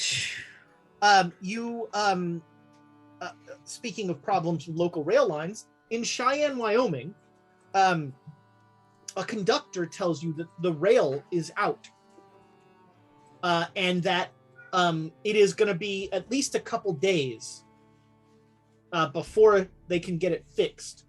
But the rail line is preparing stages to get people past to the next station, the next large town where rails will help them out. Or you're also welcome to make your own arrangements, but we have these stages ready to go. I mean, why make our own arrangements when they're being kind enough to do it for us? Is that how many people fit in each one of these? It would pretty much just be you guys. Okay, then. But if it's us all, The rails being out, that means they're out of commission or they have disappeared off the face of the earth. It means they were damaged. The guy will tell you that it was probably, they think it was a native attack on the rails that go through what used to be native territory. That in Wyoming, you start to, when you get into the more out there territory, it's really easy for the rails to be knocked out for a fair amount of time. What was it? Did they blow them up, or did they, how did they destroy the rails? They pretty much just hack at them and take, they usually will just take a section of the rail. They'll just drag it off. Any injuries on the other train? No, it's pretty easy to notice. so usually the train can stop in time, unless now what has happened more, what has happened a few times is they've taken out a bridge, and that, what's really worrying is when they weaken the bridge, and then a train goes over it and the bridge collapses. Sounds like I'm never taking a train again. That's what you're saying. Well, that is very rare. That is very rare, I assure you. So you get on a stage, and Can I sit up with the driver? Sure, yeah. We're also in Cheyenne. Was there anything? We've been in Cheyenne before. Is there anything we need to do here? A lovely town. That somehow Dynamite probably does worse on a stagecoach. What? Wait, all the bumps? Isn't this where I got the harmonicas in the first place? Yep. I think I might have to go restock. No. Yeah, I'm gonna go get 5 more. because I didn't give Ramsey one. Yeah, So right. I'm gonna go get a replacement harmonica for me, and one for Ramsey. Jared, All right. Jared, where'd you get that dynamite? I think I might need to blow a store up. No, you don't get dynamite till you need to get dynamite. So Yeah, I need to get dynamite. that would be in Salt Lake. You walk in and it's like, it's the harmonica guy. I am going to see if they have like an oversized Don't you need A the two novelty, octave, yeah, two just the octave full, harmonica. Yeah. I mean, what, an 8-octave harmonica? I don't know what that means, but my mom had a really big harmonica growing up. Yeah. And now So- you understand my aversion to them. I've been told size of harmonica does not matter. Oh man, I might. You know what? If I'm getting a harmonica with some sort of strap contraption, I might as well get a guitar as well, so that I can play them both at the same time. Yeah. So and now all you need to add is a drum that you can run with your foot, and then you can march around shouting "Polka will never die." Now, the one-man band that is Elias Jackson. There you He go. needs the knee cymbals. Yep. Yeah. Yep. Oh yes. And a accordion. Need Of is course. the word for that. Or so you get in the stage, and the guy tells you that it's gonna be probably a 2-day trip. Are you looking up the prices of harmonicas? I was. Well, it's 25 cents because it's the There you same go. price as Bargain. dynamite. But safe fact. I did see A they guitar. have a banjo, Hmm. but they do have a guitar. So I'm gonna get a guitar. Can you get Oh, a God, you're- telephone? And I heard we need more cowbell. You are that asshole at the party who just sits off in the corner playing the guitar and when singing to yourself and ensure that everyone thinks you're just so fucking cool. I mean, Ew. pretty cool. Considering, what do I need to The figure out? harmonica really don't? undoes a lot of that, though. I don't have any skill in guitar, so All the babes at the party like, ooh, a guitar. Oh, a harmonica. we're gonna be playing some one Blues Traveler song over and over again. If the ghouls don't get to you first, I'm gonna. Oh, they eat that stuff up. Oh, I see. Oh. Oh, boo! Well, that guy in Blues Traveler has several meals, so you the guy will tell you, Gus, your carriage driver, will tell you that it's going to be probably 2 days, but there's a saloon about that is 1 day that he usually stops at and spends the night there. There you go. And ask him if he minds if does he need a second for a rifle up here. Oh, Be willing. sure, yeah. Don't get a lot of trouble out in these parts. You never know. They mainly care about the railroad. They don't care about old Gus. Yeah, he ain't traveled with us before. I mean, you never know, and I'm here. Okay. So yeah, you will roll out, and this stage is a little old and a little bumpy, but it gets you where you're going. And so it's winter. It's getting dark right around 4:00, and it's also starting to rain, which is pretty miserable. And so you're very glad that, especially you, Ramsey, and Gus are very glad that you're going to spend the night at this saloon. And so you come up on the saloon, and Gus is like, let me just and Gus is like ringing a bell as they get close. He's like, that's how you let them know we're coming, so they'll be ready for us. I start harmonica. Go, how about some cowbell, Ramsey? And you're immediately kicked out. Just like pushes her hat up and gives Elias the death glare before pulling it back down over her. I'm inside, just it's everyone's napping, and I just start. Well, if you are asleep, hands just go up hitting you. Yeah. Well, it's really fun to be inside a stagecoach with a guy playing a harmonica. At least he's getting a little better at it. At least he's getting a little bit better at it. I'm fine up here in the rain. Roll for harmonica, and we'll see how we react. What is that going to be, Ezra? There's a play instrument, a perform skill, I think. Well, does that mean that I had to have taken? It'd have to be an art skill. Yeah. So it is a skill you have. Like art? Sure. Yeah, we'll call it art. I mean, that seems like giving harmonica high praise. There's arts and crafts. I used to work with a young woman who was an artist. Like, she went to art school and all this stuff, and she was very clear to me the difference between an art and a craft.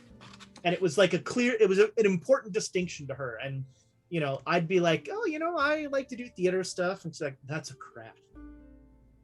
What is the difference between an art and a craft, then? According to her, a craft is something that you do more to make money than for the enjoyment of it. What? Yeah, what? And and it's something that can be more easily mass produced. Well, then most everything I do must be an art, because money. In other words, you have to be poor for it to be art. Yeah, that's right. So D&D for me is entirely art, and work is entirely craft. Okay. Whatever. Whatever. So you pull up, and if I were a real DM, I'd have a name for this. It's called the Three Feathers. And there is a wooden Native American with cigars out on the front stoop.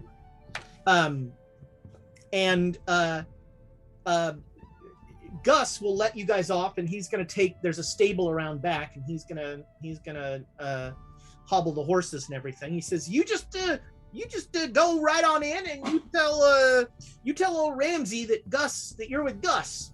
He'll put you up for the night. All right, I guess I can remember that name. There's two of them now.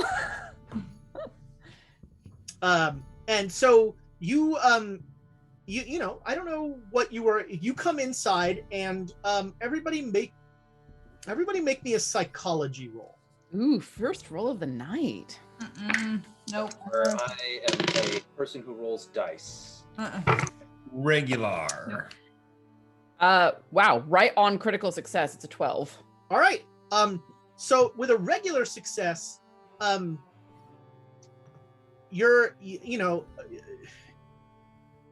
it seems like there are more people here than there were horses and things. And with a critical success, there's some tension in the atmosphere here that you can't quite put your finger on.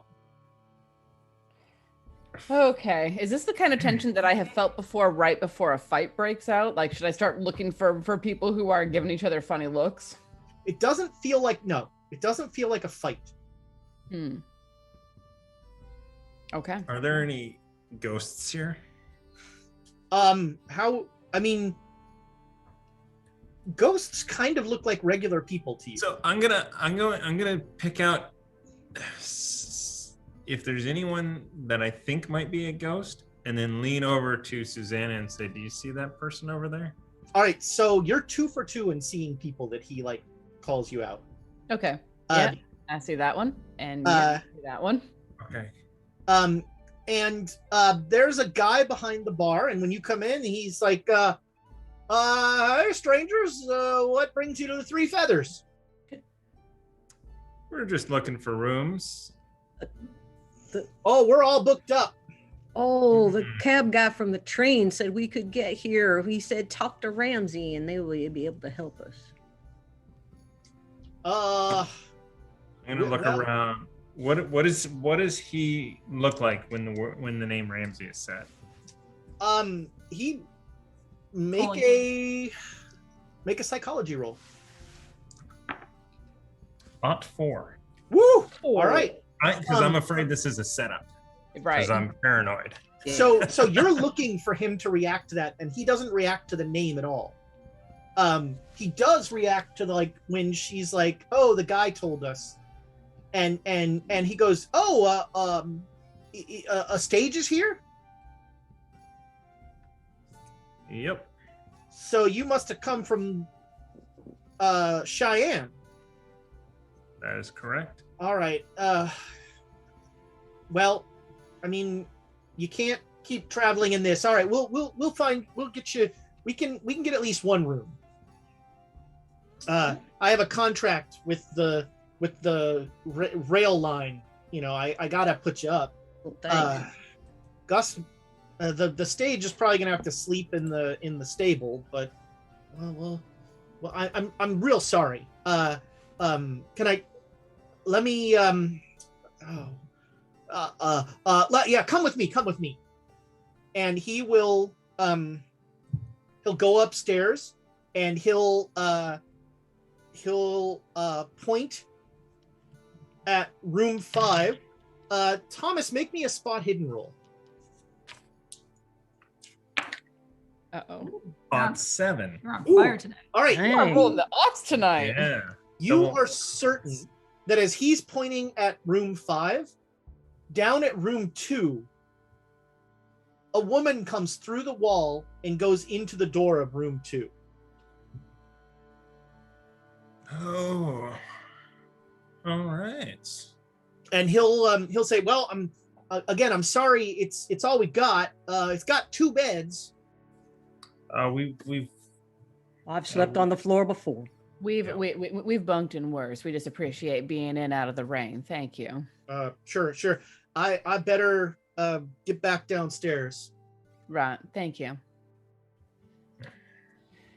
And as soon as he's gone and we're kind of in the room a little bit,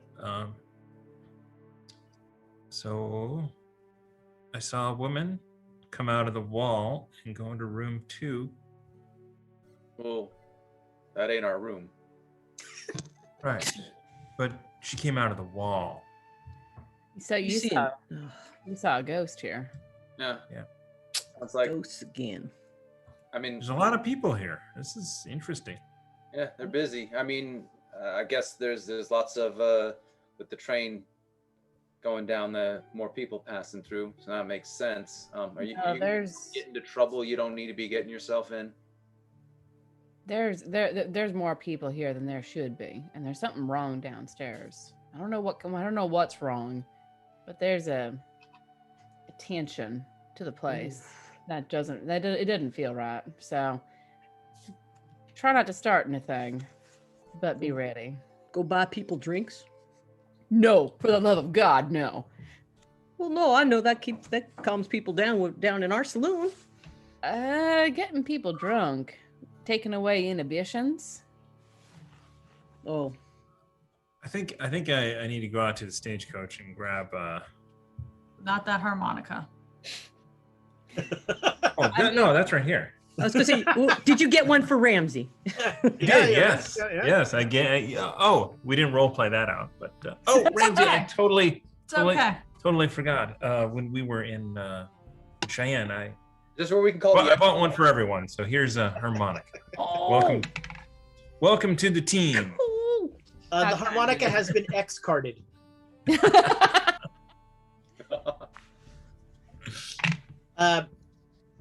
So yeah, there's a semi-solemn ceremony, Ramsey, as you are handed a harmonica, and like Elias is taking this very seriously, and everyone else is like behind you, like now, and I pull mine out. This is the signal for distress, and I just blow into it. Yep, yeah, pretty much that. You know, any kind of sound like that, we know that there's trouble. You just everyone downstairs just heard that, so yeah, there's trouble. the woman, the ghost comes into your room almost as if summoned by the harmonica. I'm Sure going to she pretend. was. I am going to pretend not to see her. All right. Continue talking. You see a woman silently crying whose throat has been slit.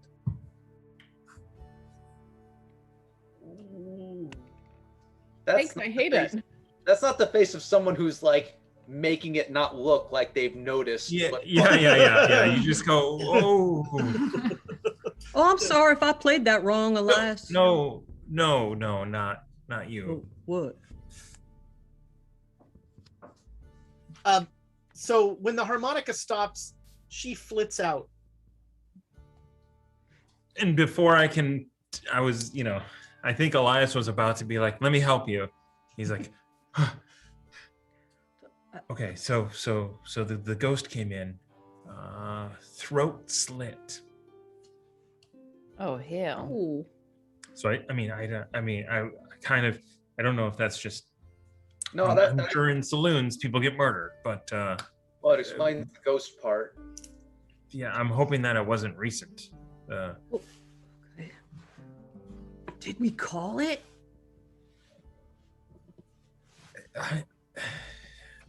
Do you think that we can leave? I mean, like, can we go outside? Well, those are two very different questions. Are you yeah. saying leave like not be here for the night? Or are you saying leave like go outside and see what's going on? Stay What, elsewhere. I mean, what are you what asking happens us? What if this is not a normal saloon? All right, let's go step outside and find out. But Gus said this is where they stop all the time. I mean, who's to say that Gus isn't an apparition of some kind? Well, I saw him and I sat next to him for. Yeah, if we go outside, as long as his head's still attached, I think we're golden. So you're all gonna go together out to the stables? It costs us nothing to step outside and check to make sure that we're not trapped or something. All right. When you all come downstairs and start to head to the door, Ramsey goes like, where are y'all going? We got some stuff back in the. Got to bring some more stuff in from the carriage. Oh, okay. Do you need any help? Maybe Russ, why don't you help them out? And a guy who's sitting at the bar goes like, fine. And he gets up kind of bored and just walks over and goes, evening. Evening. Evening. There's not much, so I don't think we'll need you, but Appreciate the help anyway. Come on out. All right. So yeah, you head out. You go around the back of the building to the stables. And Gus is there undoing the horses and getting them set up for the night. And Gus says, "Oh, hey there. I'm just getting everything ready, and I'm gonna sleep out here tonight. You gonna be comfortable enough? I've slept in this thing before. Ramsey told me they didn't have enough room. Yeah. A lot of people here. They If- usually this many? Well, no. And I mean, there's not another stage here. Yeah. So where could they have come from? must have walked. I don't know. Yeah. Who knows? Walked from where? We're a day's journey from anywhere on a stage. Yeah, I don't know. Yeah. Maybe Ramsey got family. Who knows? Is it winter or spring It is winter. in Wyoming? It is cold. Nobody's walking in. Yeah, there's not a lot of walking going on. Yeah. So wait, did Gus come with us? No. We had that Um, guy came with us. Russ. Russ. Russ is the guy's Russ. name. Russ is Russ. with you. Yeah, he's like bored. He's like, "What do you want me to carry?" How long have you been here, Russ? I've been here years. you stay at the saloon? I work for Ramsey. Oh, gotcha. okay. All right. Well, let's What- get our stuff. How come there's so many people here? You know, there's a group that's been staying with us all winter. And they're not fun to be around? You know, keep to themselves mostly. Everybody can make a psychology roll. Oh yes, please. Oh no. Ooh, got it. Oh yeah, that's No. a success. I should Right. check these off. That's too. not my forte. It is my forte, and I rolled an 80. Anybody get a hard? Mm-mm. All right, with a No. regular success, Gus is looking around as he's talking. Very, very subtly, just sort of like, you know, looking around. Can we? Can I use one yeah. of the squeal bits? Because I've got a Yes. 63 in psychology. Yes, do it. Nice. 30 hard success. All right. Yeah, with a hard success, Russ is trying. Why did I do that? Russ Because you is said it trying. This whole board thing is an act that Russ is putting on. Like, he seems nervous. Okay. How long have this has this group been here? Did you say? Month or two. They say where they came from? Why they're staying around here? There ain't much around here. Mm. You know, I don't ask you where you're going or what you're doing. I don't ask them. What do you want me to carry? Yeah. I saw this lovely girl in there, and then I described the woman who had her throat cut, minus the throat cut. All right. Like, is that? Do you know anything about her? Sand loss. You okay? Wow. I rolled 100 on poor Russ's sand check. Oopsie. How bad is he just like flip the fuck out? You start to describe the woman, and Russ pulls a gun and goes, "Shut up! Shut up! Shut up! You're gonna get us all killed! Shut up!" Buddy, if you're gonna point that gun at us, you better be sure you want to pull that trigger. Gus like ducks behind the stagecoach and is like looking over it, and Russ is like, "Shut up! Sleep here tonight and get the hell out of here if you know what's good for you." What's Yeah. going on? I'm going back in. I'm taking something. If I'm gone too long, it's gonna be bad. What do you want me to carry up to your room? We What don't the need you to carry nothing.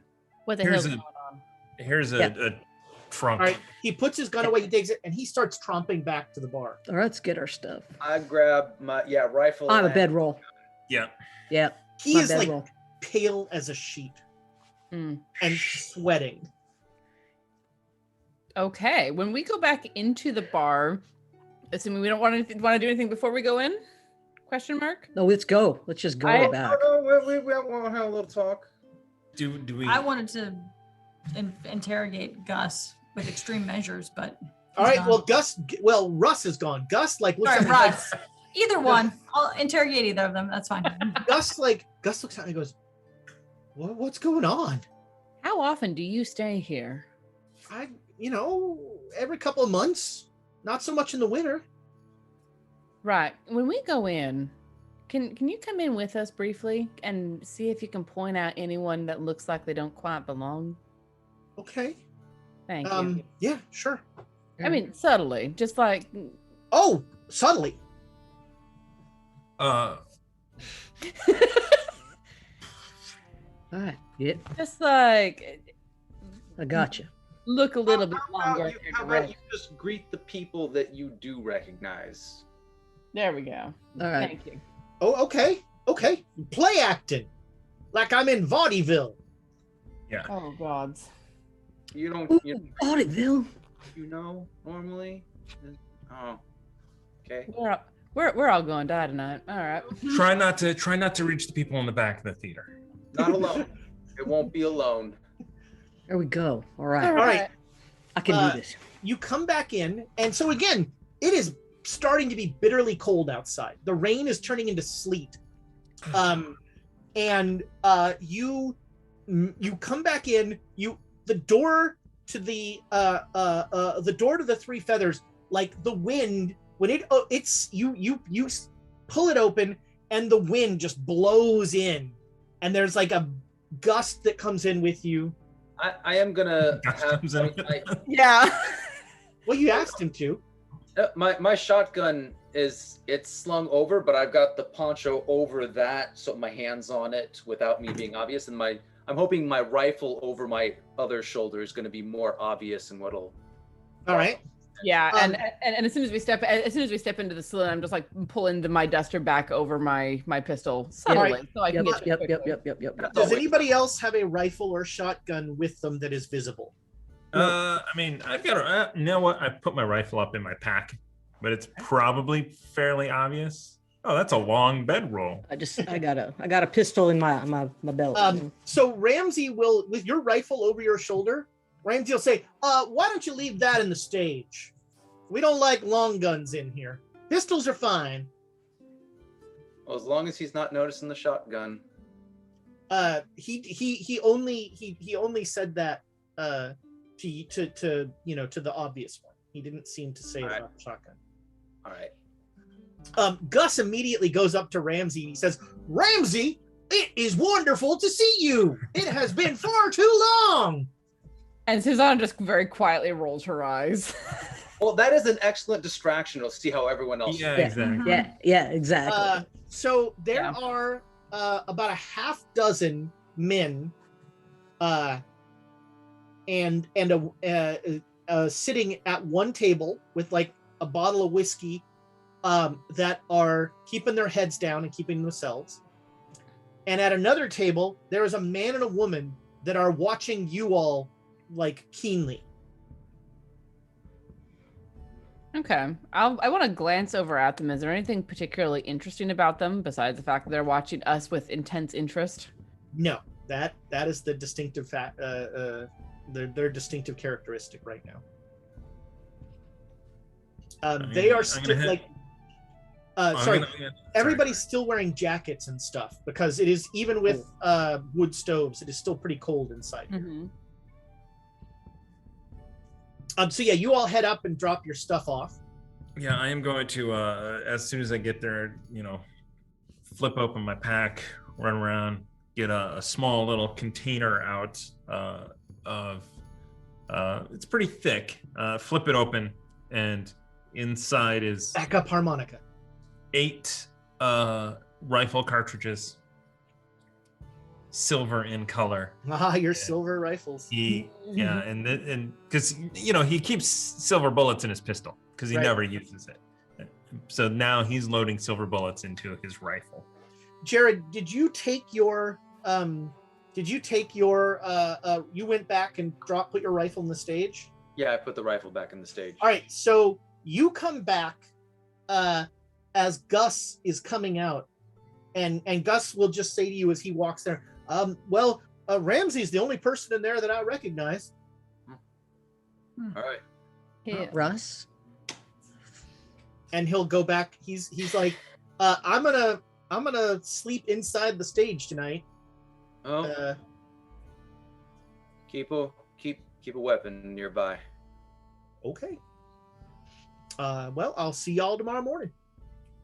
Are we all upstairs? And so then Jared heads upstairs and you all have unpacked.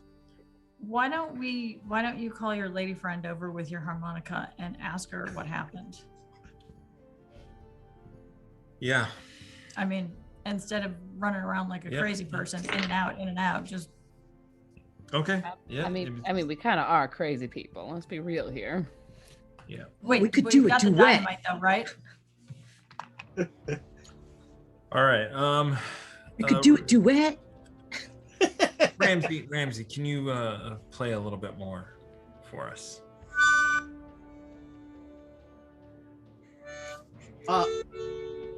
After an excruciating 2 minutes, the woman like floats through and kind of sits there for a minute listening to the harmonica. Excuse me, miss. You can see me? I can see you. Can you tell me what is going on here, or what happened? Oh, they killed my child. They killed my baby. Who? The bandits. Do you know their name? No. Formal introductions were not forthcoming. Did they just come in and They had robbed a train and they needed a place to hole up. They took over this inn. They held us all hostage. And my baby couldn't stay quiet, and so they killed him. And then when I saw them kill my baby, they had to kill me.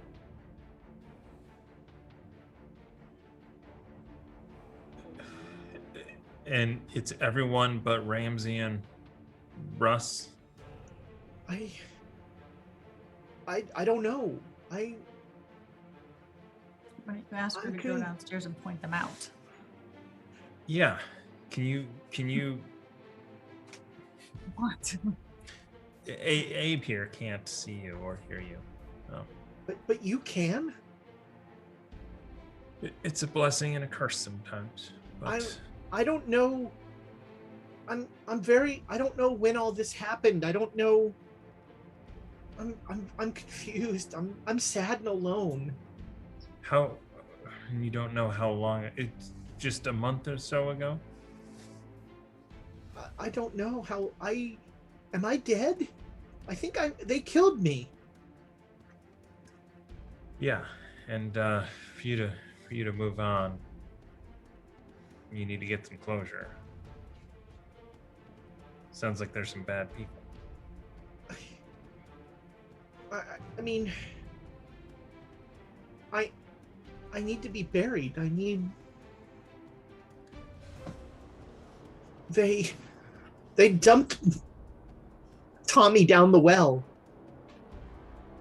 Oh, well, that's just unsanitary. I spit my water out.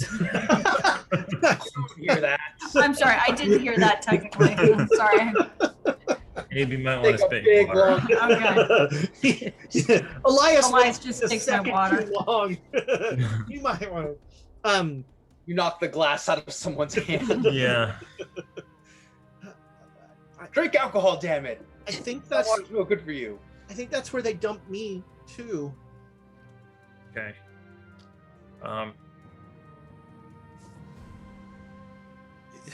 Here, let's go.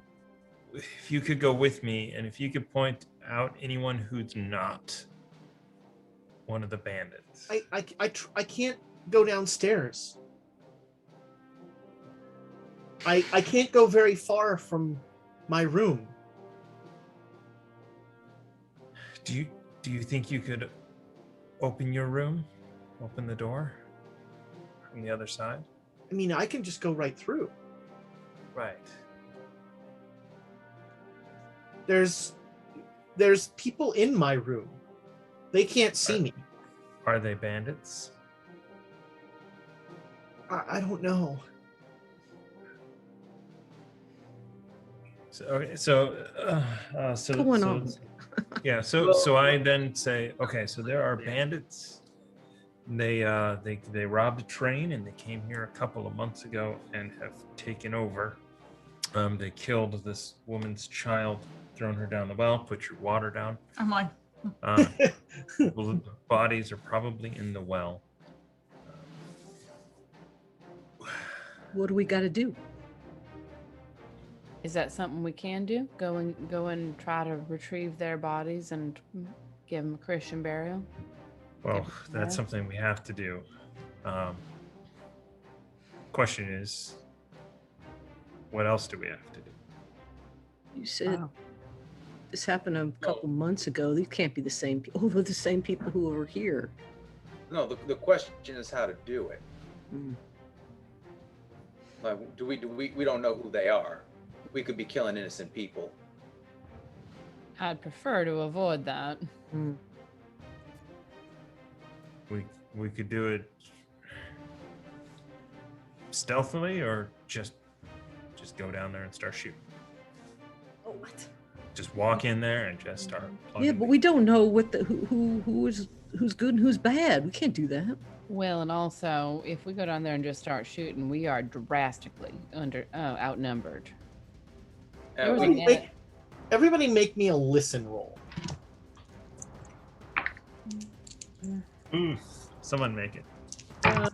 Hard success. Yeah. Nice. I got a regular. All right, Yeah, I with a got hard. regular success, with a hard success, you clearly hear someone like on the other side of your door. With a regular success, like you think you heard a squeaking floorboard outside.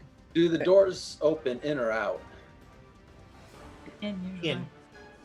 Well, I'll move really quick and I got my gun. I got my. make the door open and go to grab whoever's there. All right, Right. Russ falls in the room. And then I will close the door after him. Okay. All right, buddy. I think you better start talking. Quiet. Yeah, obviously. They know I'm in here. We're all dead. Why are you here? I had to find out if you're suspicious, and if you're. It sounds like you're trying to get us all killed. I'm just trying to survive. Me and Ramsey have been dealing with these sons of bitches for weeks. Is anyone down there innocent aside from you and him? The man and the woman showed up yesterday. Do you know who they are? No idea. Do they They get along? Oh, they were very interested in us when we came in. They were scrutinizing us. They didn't come with the bandits. But have they interacted with the band? He wouldn't say bandits. They didn't come with the Okay. gang. Game. Yeah. Which But room are have they you seen staying them? in? Have you seen them talk? Do they get along? The bandits don't really talk to anybody. The gang doesn't really talk to anybody. Well, Hmm. then the other question is: are all of them downstairs? Or are they in the other rooms as well? There's 10 of them total. Hmm. You know where most of them are right now. Are they mostly downstairs? They're mostly downstairs. Well, I Look, got a look. shotgun. That'll hit most. No. If you don't do anything, you leave tomorrow. And once the snow is gone, they leave and nobody dies. I say we leave this decision up to Ramsey here. Ramsey, what do you think we should do? Who's Ramsey? I'm looking at Ramsey. Oh, It's like, it's like the bartender. Ramsey's downstairs. This Ramsey. my name's also Ramsey. Oh, And he's got a death wish, so I trust his judgment. Hmm. Sort of gives you like the most. What the fuck are you doing? And Yeah. you said that out loud, dude? Oh, yeah. Oh, death. I don't have a death wish. I just like to live and live strong. And these you were people- telling us how you wanted to choose how you're going to die. So I'm just saying Hmm. how it's going to All be. right. Well, Elias was wanting to go down and shoot them all. Let's go. But, All right. you're gonna get us all killed. Well, you should stay hidden in here then. Ramsey's down there. Well, Do you not care about other people? Yeah, we do. We do. Let's not go in guns blazing. For the love of God. oh, Jared, do not encourage him. I So don't when want you to. say you say no one's gonna get hurt, there's already been 2 people hurt. Yeah, because they were idiots like you. The damn kid couldn't keep his mouth shut. You keep your mouth shut. You'll leave tomorrow. You've got a stagecoach. The only way more people die here is if you decide that they're gonna die. or if we let criminals go, they kill again. They're not killing me. Well, yeah, you can stay hidden in here. Or go out with Rams the bartender and hide in the stables. Oh, sure, that won't look suspicious. Hey, Ramsey, why don't you come to the stables with No, me? no. You gotta think of something. One reason, like, maybe I there's am something. thinking of something. The something I'm thinking of is not shooting anyone. Well, you don't have to. Yeah, but I'm the... We'll draw their fire. Yeah, we've been shot before. So I look at Susanna and just say, are we going to actually start a gunfight when we're outnumbered, outgunned, when we could literally just walk away, inform the authorities, and let them handle it? One of you smart? I appreciate that, sir. I enjoy your company as well. No, I think Abe is right, and I'll look at I'll give Gus who's Gus? Russ. This is Russ. Why did you do that? Why do you hate us? I'll give him a very piercing look, and then look at the others. We can get other reinforcements in here, and you know why. But they got hostages. Not really. Us. Not really. They got these two. They got Russ Russ. They got Russ and they got Ramsey. Those are hostages. We're hostages. If I'm up here, if they notice I'm gone, they're gonna come looking for me. I have to go back downstairs. Look. No. Look. How many come looking for you? 1, 2? Usually 2. I've got a knife. Oh, Jesus Christ. Yeah. Mister, I don't want to die. Look, No, I don't know. Who is this gang? Do you know? they robbed a bank. They robbed a train. And they're this is where they're laying low. Do you know their name? I don't. Did any of I know their first names. Did any of the people downstairs look familiar to me from having seen various and sundry wanted posters? Not really. You didn't really get a good. I mean, if you get a good look at somebody or talk to somebody, I'll give you a roll. But just glancing around, they were all keeping to themselves and keeping quiet. That's fair. They didn't look like they were like alien holograms or anything, right? Having trouble eating. Nope. Nope, you would have noticed that right away. Right. Food going into a neck. Yep. Yeah, you've had some experience with that now. Right. So they're probably not the whatever that gang was. Yeah, so we're not going to go down and take care of this. All right. No, we're not. Take care of. Jesus, do you listen to yourselves? Take care of. Kind of what we do. But sometimes discretion is the better part of valor. We kill them in their sleep. I hear you. Yep, that's the plan. I'm gonna look over at Abe and just be like, I open the door quietly and motion for whoever this gentleman is, because I'm Russ. confused with his name again. Russ. Bring us back some coffee. Russ. I'm gonna go down. I'm gonna go downstairs. Right, Russ does not want to. Russ does not want to be any. Like he speeds up to not be anywhere near you. Yeah. That's fair. I'll Give him a give couple him minutes. birth, and I'll just kind of go like, anybody want a drink? Yeah, let's go. Yeah. I want to try to see if I recognize any of these fellows, because that'll at least help us understand who we're dealing with. So let's go get some drinks and some food. So you're all going down to the bar. Yep. If it's Yeah. Is it dinner time? I'm gonna ask. The woman is gone, by the way. Oh, okay. Dang it. Okay. Did we see her go in anywhere or pass her anywhere? No, sometime during your terrifying of poor Russ, she just slid it off. We just terrify people. Like, you need to be more specific. Do we have a key to this room? Does it lock or? The room does not lock. Shit. Yeah, I'm definitely keeping my pistol on me then, but I can't Yep. imagine that's terribly unusual in these parts. Nope. I'm keeping my shotgun with me as well. So, are you walking around with an open Put a shotgun? poncho over it. That's the whole point of the poncho, is it's not obvious that there's a shotgun. Yeah, we'll go and find a table downstairs and get drinks. All I'm right, gonna hide my rifle in the room. somewhere. Yeah, Okay. in a yeah, bedroll no or problem. something. Or Stuff it under the mattress. So you come down, and as you come down the stairs, everyone in the bar like just looks, and then like looks back. Evening. Give him a very pleasant smile. Tip my hat a little. Evening. The guys around the table. There's a half dozen guys around the table, and they just go, and they go back to like talking very quietly under their breath with each other. The man and the woman are now like leaning into each other and talking. I thought you said the woman was gone.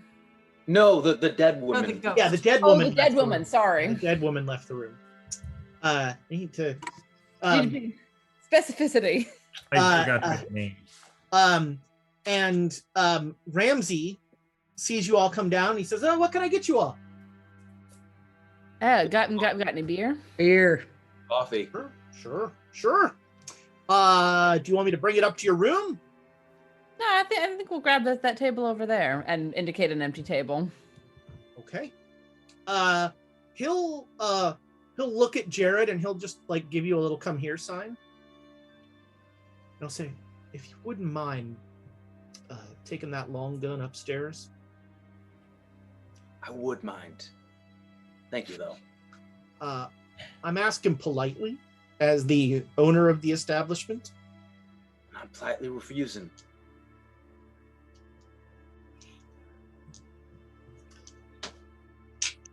I'm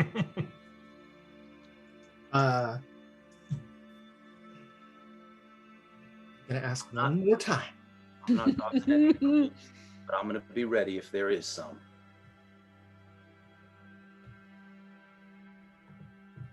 I'm gonna make a sanity roll for poor Ramsey. All right. Is that good or is that? Let's see how much to say. So Russ lost 5 sanity and had a temporary moment. Let's see how much sanity Ramsey loses. Oh man. 1. Oh, I should use a D20. I should use an inspiration to roll that. Do it. Ramsey just looks at you and goes, "Well, I hope you mean it when you say you're not looking to start any trouble."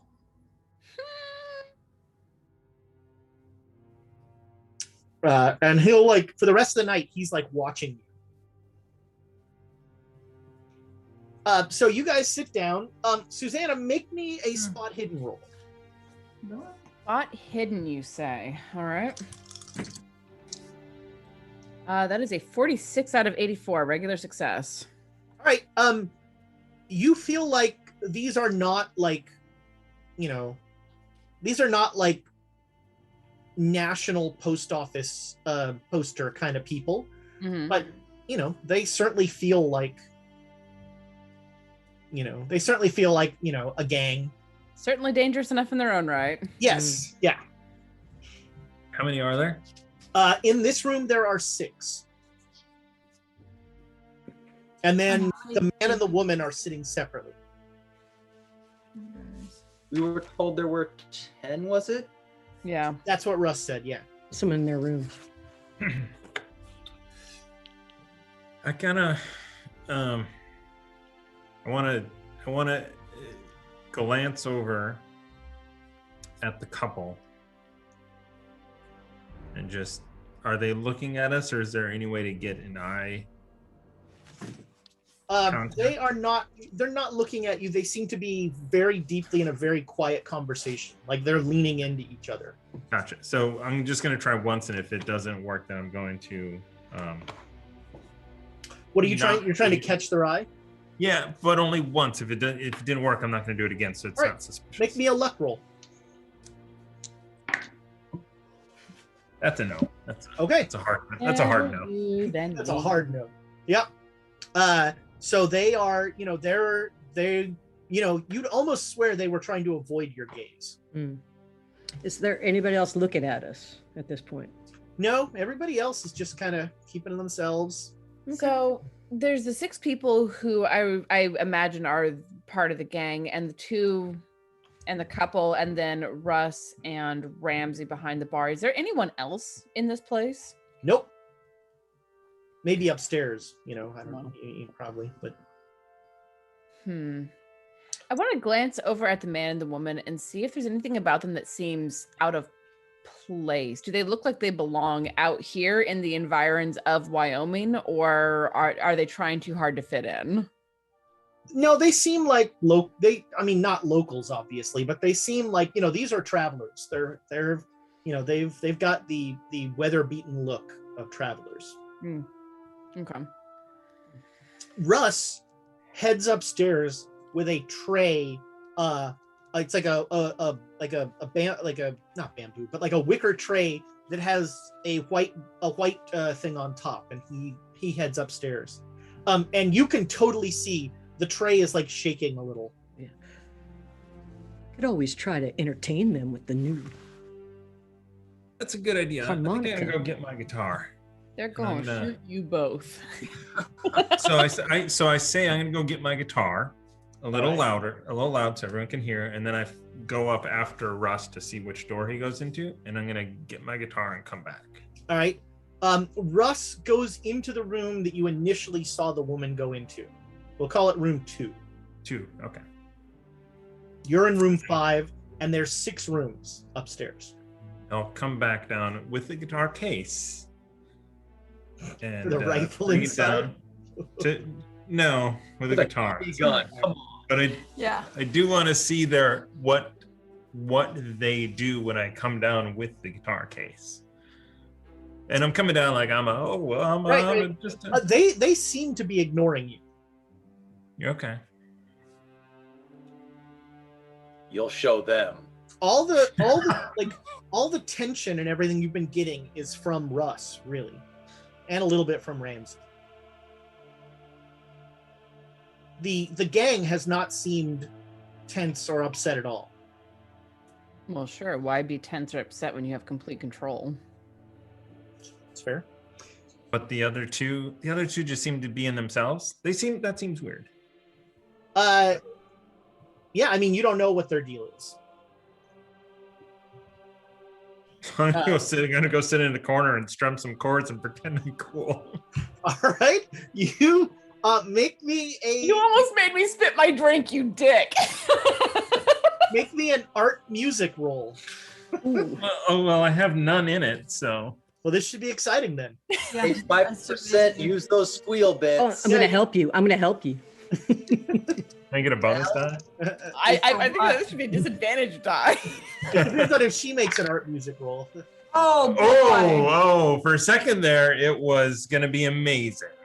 Instead, it's amazing with a 000. Nice! It's a critical fail. All right. 100. I'll shoot you myself. The guitar is untuned. No. So what happens Extra is gun. you have no idea how. You start playing some piece of almost flamenco guitar perfectly. Like your fingers are just doing things you don't even know. And everybody can see that all of the gang are like looking over, kind of surprised, like what?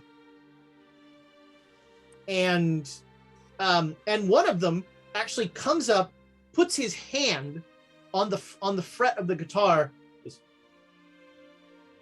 why are you playing that song? It's the only song I know. Did you hear it? Where'd you learn that song? It's been in my head since I've been a child.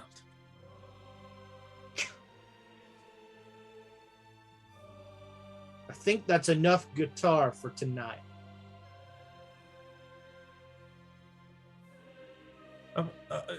Okay, sir. I mean, if it's upsetting you, then I'll apologize and stop playing. That song was the song that the man that killed our ma and pa was playing.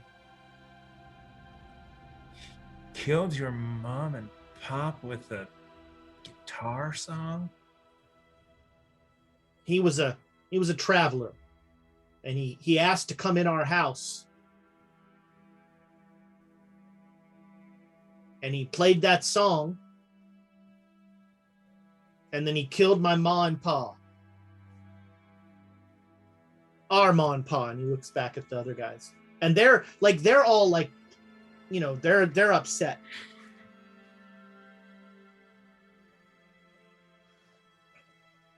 I glance at Jared. So, Like a little bit long, just kind of look over at him. so I mean, take my that- hand is definitely, my hand is on the trigger right now for sure. when your hand goes on the trigger, Ramsey like slowly slides under the bar. I mean, Abe is granted, it's got a also- poncho resting over it, but I'm wondering which way this is gonna go. I mean, because it never goes south for us. Okay, so if he's not gonna play, I can. I'll play a little thing to calm everything down, huh? Are you gonna just start playing your harmonica? All right, make me an art music roll.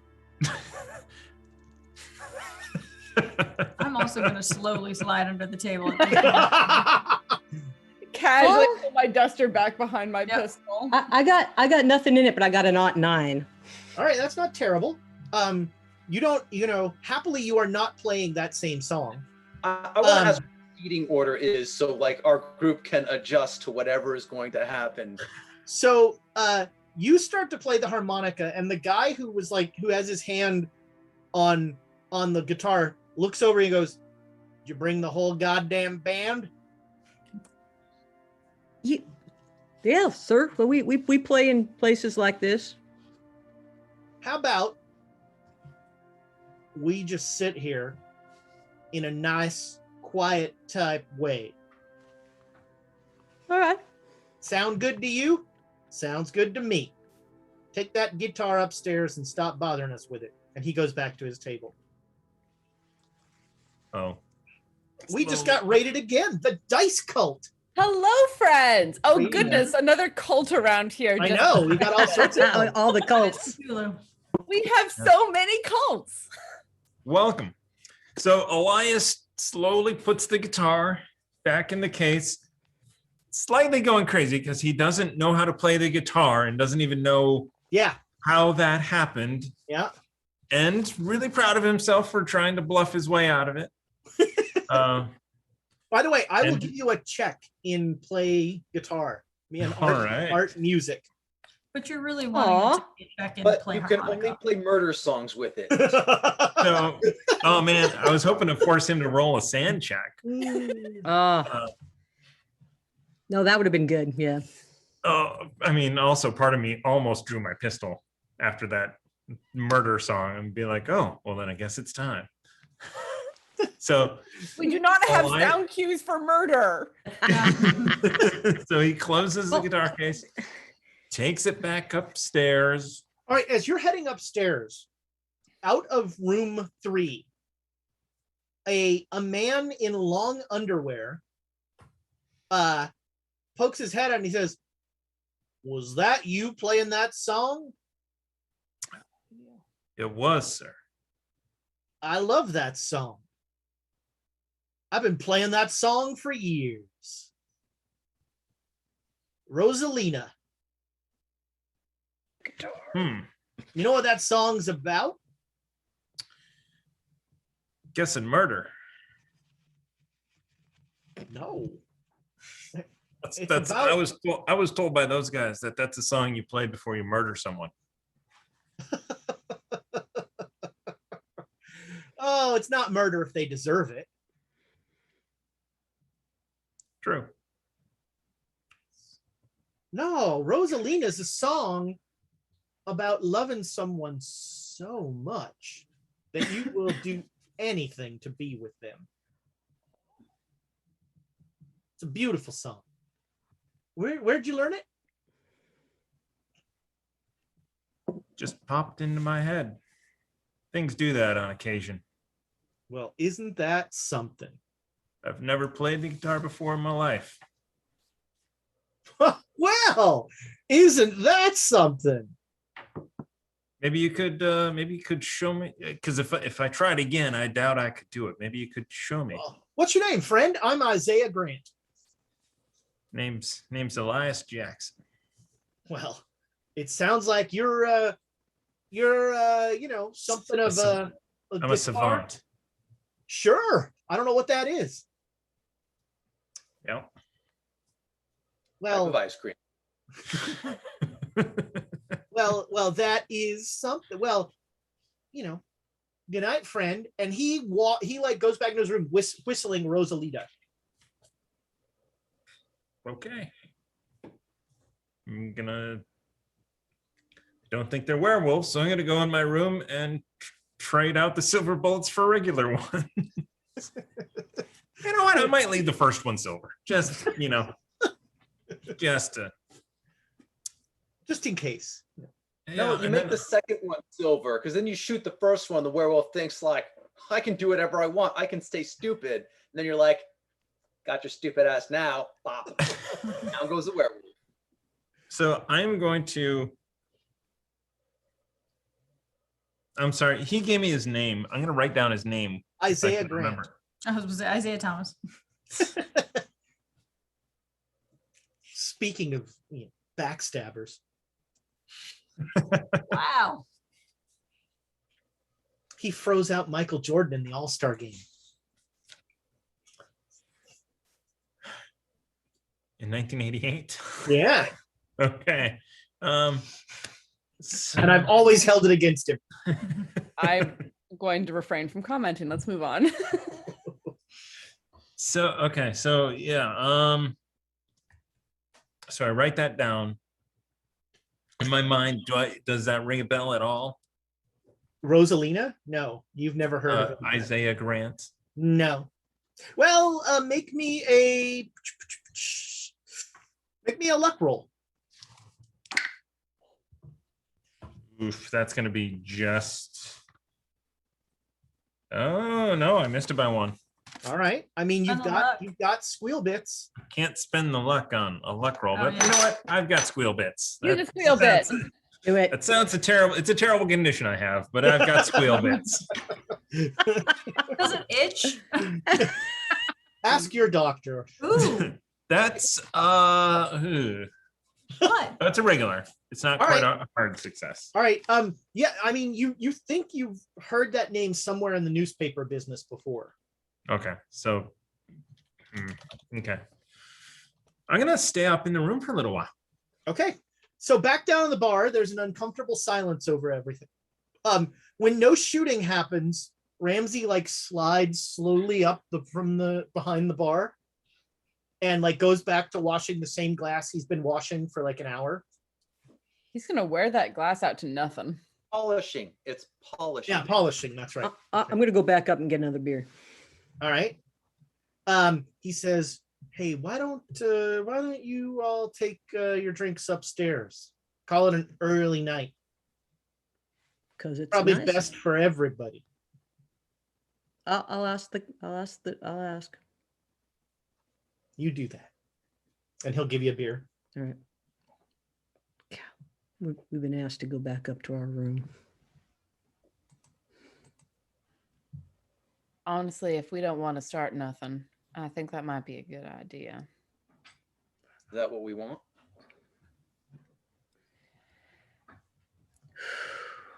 There are only 6 down here. That said, there's innocents down here too. I'm not super interested in starting a fight. Yeah, we don't know who's upstairs that can shoot up there.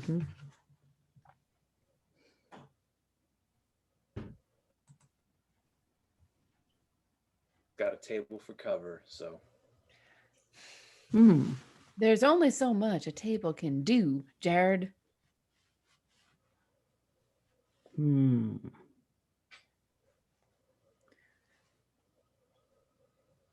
They did Look. threaten our friend.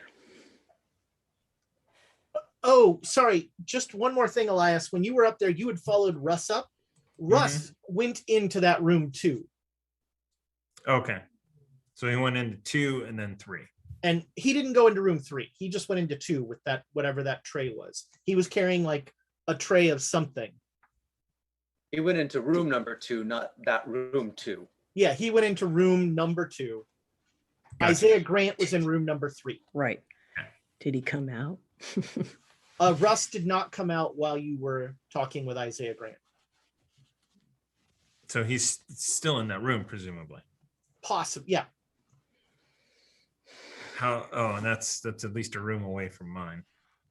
Although you all in the downstairs, you'll see Russ come back down in about 10 minutes. And everybody downstairs can make a spot hidden roll.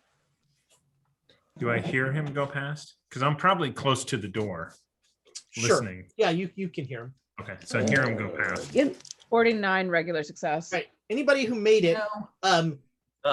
so the white towel is back over the tray, but there is clearly something that looks like blood, something bloody on that tray. And Russ is like and like he immediately goes, there's a small kitchen area in the back, and he takes the tray back there.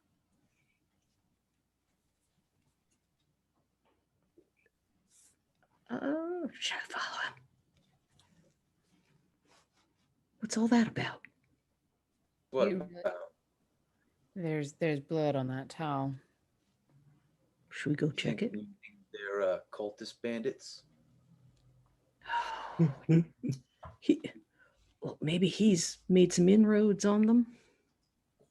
I don't think he has. He looks terrified.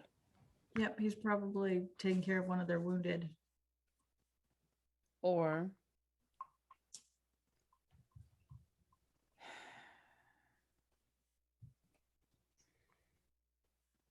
I don't know. None of this is I want to get involved with. I'm going to see if he needs help in the kitchen. We could always, if some of us were waiting upstairs in our room, some of us caused some trouble down here, the ones from above came down, we could get them in crossfire pretty easy. You know, What is the thing about crossfire, people have to be across. I'm going to get up and I'm going to start walk over there. So you're heading towards the kitchen. Yep. All right, Ramsey will intercept you and I'll say, so you're not going upstairs? They're talking about it. Well, if you don't mind, the kitchen's for me and Russ. Well, Russ looked like he needed some help. That's none of your business. And I look at him. You sure? Ramsey? If we all just keep our heads down and do our jobs, we all go and we all just keep going. Do our jobs. Yeah. All right. I'm not going to hit him. Thought about it. Who are you hitting? Nobody needs to hit anybody. And he's speaking very quietly and very calmly. He's like, you should all just go upstairs, sleep the night, and leave tomorrow. You don't. Doesn't bother you that these guys are just hanging here? What they've done? What would that change?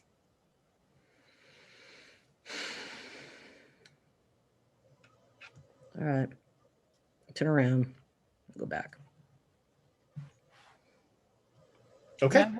I wanted to keep an eye on the table of bendy toes when Ramsey heads toward the kitchen. All right. Yeah. They definitely, like, you could see a little bit of, like, they were watching. And when they're watching while he's talking to Ramsey. Do they all look like brothers? The 6 of them? Maybe. Related? Maybe. All right. I mean, there are a couple of them that look definitely, and then some that might be related. Sure.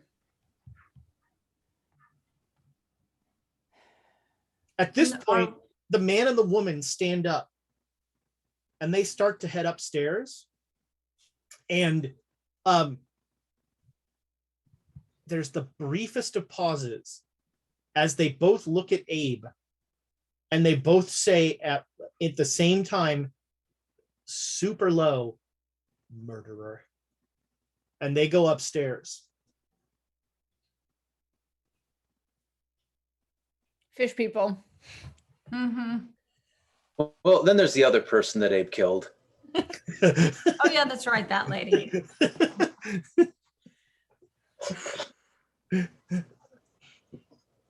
Yeah, I mean, but not intentionally, of course, not intentionally. Yeah. But yeah. Yeah, I couldn't get back there. We better go back up to the room. This ain't good. I think at this point, if we're not looking to start a fight, which I think is a bad idea, we go, we let it be, and we call in the cavalry All right. as I can. All right. I can live with that. All right, is everybody going upstairs? Yep. I'm going to linger downstairs for a moment and have another drink, but head up shortly after that. Okay. So the man and the woman are in the hallway. Down the hall, outside door number 1. So I hear them go past. That was 2 sets of footsteps that I didn't recognize. I want to get a peek at. This is what Elias has been doing all night. Like, right? Okay, that's those stuff. So you open the door a peek, and you see the backs of the man and the woman as they head to room 1. But you notice that they hear everybody else coming up, and they definitely pause at their door to like watch what room you all go into.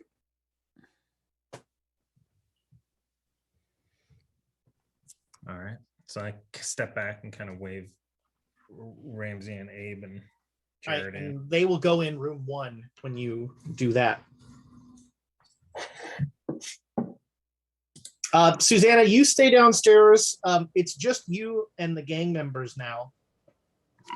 And when you go to get the drink, Ramsey looks at you and he says, you should go with your friends. I'm intending to.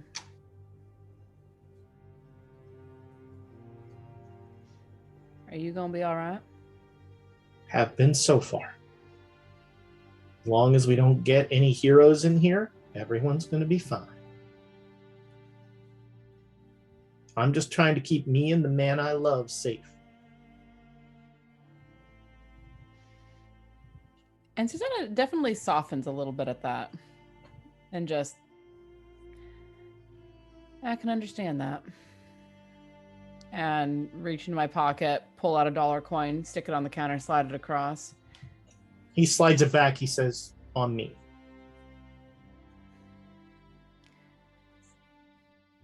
We'll be out of your hair as soon as we can. As soon as it light. All right. And I'll take my drink and I'll go upstairs. All right. As you head upstairs, you hear him say in a louder voice, last call. How many of us actually heard the couple say that word? Sure. Everybody who was there heard it. Okay. Someone, one of the raiders just asked if the player was the Sausage King. Amy, if you're playing the Sausage King of Chicago, and this is Abe Froman Jr., the son of the Sausage King of Chicago. Yes, thank you for recognizing cinematic greatness. Now, Abe Froman would know what to do in this situation. Yeah, he'd kill the couple, bury him at the lake house. Take him to the lake house. All down the lake house. Oh my God. Imagine watching Ferris Bueller's Day Off, knowing that Abe Froman was a Playboy murderer. Oh, gosh. Actually, that Abe Froman is probably the grandson of a Playboy murderer. Right, yeah. So you're all up in the room now, and pretty quickly things get quiet. You hear the tromping of boots as Elias has gotten at this point alarmingly good at, like, you know, there are 4 of them, and you hear 4 sets of boots come upstairs. Are any of them heavier set than others or heavier foot? I mean, is it obvious that one is like tromping along and another They're all is pretty much the same. They're all okay? We need to have. We're going to need to have watches tonight. Is there an escape route out of this room?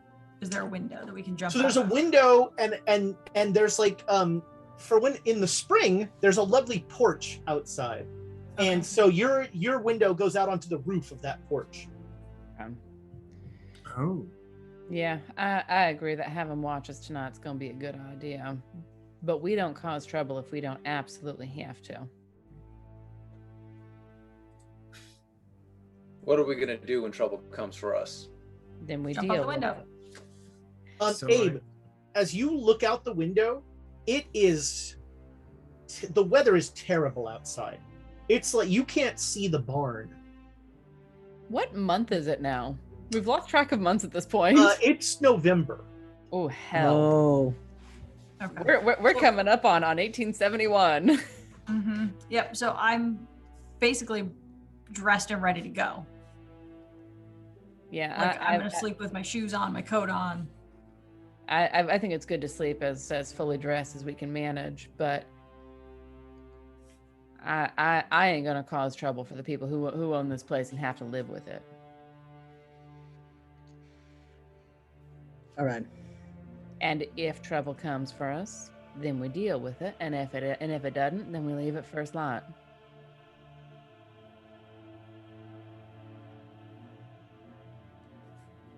Are we agreed? Heard. Mhm. yeah. Oh, yeah. I just so I don't know exactly what's happening. First off, I've never played guitar before, and I don't know what happened. Consider it a blessing. But the man who loves that song, Isaiah Grant, is in room 3. Susanna, you can make a law roll. Oh, good. Yes, I can. Ought 5, critical success. All right, so Isaiah Grant is definitely a name of a small-time criminal, train robber, bank rob. Mainly operates in the plains. Mm-hmm. Well, that's a name I know. Run across that one before. I don't know if he's, if he is the murderer. He murdered those kids' parents. It seems weird. Seems odd that he'd be traveling with them. Unless they were young, maybe under 5 when they were. People Taken. have complicated relationships with their parents. You're not wrong. Hmm. So the other 2, they went into room 1. Yeah. They kept to themselves. I don't know what's their deal is.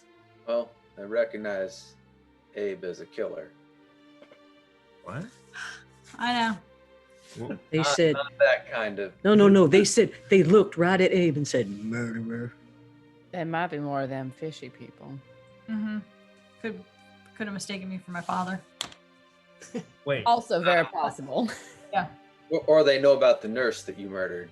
Hmm. She was a nurse. Well, That you wasn't didn't murder exactly her. Abe, though. He was taken over Yeah. by Jacques. Yeah. But nobody knows that. Yeah, I was nobody- at a party. Was it 6 glorious 6 days. So I mean? Oh, that's what Thomas should have played. Yeah. Do you So think Abe's do you got to teach think- him. So do you think that those are fish people? I don't know. How the hell do I know? Because let me go now, let me go knock on their door, ask, hey, your local friendly murderer is here. Could you explain to me the crimes that I've done in high detail? I hold up the pitcher of water that we have. You'll need it's got some 10-year-old boy in it, so watch out. Whoa, that's Mondays. That's Monday. Yeah, that's wrong day. Well, I mean, that also means that there's only 2 innocent people here, right? Who? Russ Me? and Ramsey. Me. And Gus outside. Maybe. So which of you aren't the innocent people, Jared?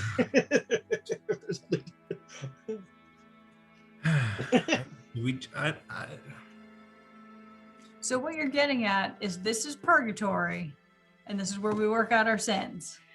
Well, I mean, first off, we've got evidence for murder. Yeah, the bodies are in the well. So if Susanna, that's what you need to tell the authorities for them to come in and do whatever they need to do. Let's keep some watches, figure out what happens in the morning. Exactly. And slinging around the name Isaiah Grant, I know who that is. So it is not impossible if that name won't get some people up and riding. Mm. I'm just in my head imagining afterwards a whole bunch of authorities like rush in, the band like they're cut off guard, but like they don't even go for them. They rush past, they grab the one guy, haul him out, and then everything. Yeah, because he stole like a candy bar at the grocery store. Do you know any of their MO? Are they dynamite users? That's a good question. Do I know what at least Isaiah Grant's MO tends to be with robbing and all that fun stuff? Armed robbery, although he is definitely wanted for murder as well. Well, he's a murderer, although, armed robbery, that sort of thing, the sort of thing that gets your name and picture onto the wanted posters. I mean, there are bandits that don't murder people. There are bandits that don't want to kill people. He's a bandit that doesn't mind killing people. It may not be his express intention, but he has no problem with it. Right. Got it. Well, I think we take watches and we ride out the night. And if trouble comes for us, then we deal with it. And if not, then we get the hell out of here and we send the cavalry in. We're right. Yeah, I mean, we're riding a stagecoach tomorrow. Yep. We can sleep on the coach. Yep. Are we all staying up? Get out the cards. I'm gonna focus on. If anything, I'm just gonna start, and I'm gonna get just a perch, a rifle perch, facing the door. And I'll sit so I can look out the window. My pistol ready. All right, Abe and I can gamble. Yeah. Y'all have fun. Yeah, I'm much more comfortable with the shotgun facing the door because if there's a group of them, like to pepper. All right, Elias, make me let's call it a con roll. Uh-oh. Oh no! Right. Oh, that's a success. All right, so at least once during the night, there's like 3 a.m. The lamp is getting a little low before somebody like turns it back on. The woman comes through the door and you almost shoot, just reflexively. Oh, gee, you scared me. What? And sorry, the woman is kind of just floating around. Like, Okay, okay. I'm just gonna let her go do her thing then. Did you hear something, Elias? The ghost came in. So I kind of just like very quietly say that. She's not really paying attention to us though.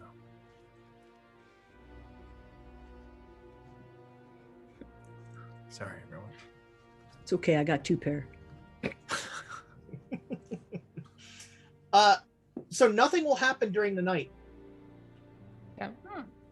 Every once in a while, you hear boots in the hallway, either going downstairs or coming upstairs, but isolated and not normal. So the next morning, as soon as it's light out, you see that it is still snowing terribly. I'm getting a shovel. I'm gonna find the shovel. Getting the hell out of here. I will dig our way out of here. I do not care. No, we gotta go check if this is a place that we can even leave. That's a good question. Yeah. Go down and see if we can get out of the stable. Yeah. Well, if he thinks he can, if we can ride in this sort of weather. Without dying. Mm. So you come down. I should be able to check it out. Anyway, go ahead. You come down to the main room, and there are 3 gang members at their table, and Russ is bringing them breakfast. And Is he injured at all? no, Okay. he does not appear injured at all. And Russ, poor Russ, failed a dex roll. Russ like spills one of the plates and gets beans all over one of the gang members, and the gang member just like stands up and pushes Russ down and goes, "What the hell? Come on, man!" And Russ is just like cowering. The gang member's not like kicking him or anything. He's just, Russ does Russ. Yeah, as long as the gang member isn't pursuing, like beating him up for dumping beans, I'm gonna let it be while keeping a close eye on things. Yeah, it has not escalated. He's like, "Well, get me a towel, you idiot," and Russ will like scurry back and come back with another plate and a towel, and he'll see you guys and goes, would you like some breakfast? Breakfast will be wonderful. We got beans and bacon. Hearty filling food. Yes. All right. He'll bring you out Awesome. plates. Yeah, we're heading out to check on the carriage, see if we can leave. All right. Okay. We'll come back in though. Okay. Well, when you come back, I'll get you some breakfast. So you head out, and you are very glad you have winter clothing. It is blustery and cold and miserable and icy out, and you like tromp. There's about ankle to shin, depending on your height, depth of snow as you're like crunching out to the barn. It's not too bad, though. No, but it takes you, you notice the extra effort and time of like moving anywhere in this. And you get to the barn, and Gus is sitting at he's got a little fire in a metal can that he is putting his hands over. And there is some sort of rodent, apparently, that is on a spit over the fire. Oh. You want us to get you some beans? Oh, that'll go well. Yeah, beans would go great with this. So, how's it looking for today? We think we can head out? Well, I hope so, because that nice couple from the bar, they wanna get on as well. They're headed to Laramie. Huh. All right then. They want to get in our cab too? Well, yeah, they were stranded here. You got All right, names then. on those two? By chance? They were they just introduced themselves as Mr. and Mrs. Albee. I'll be damned. I'll be Marsh.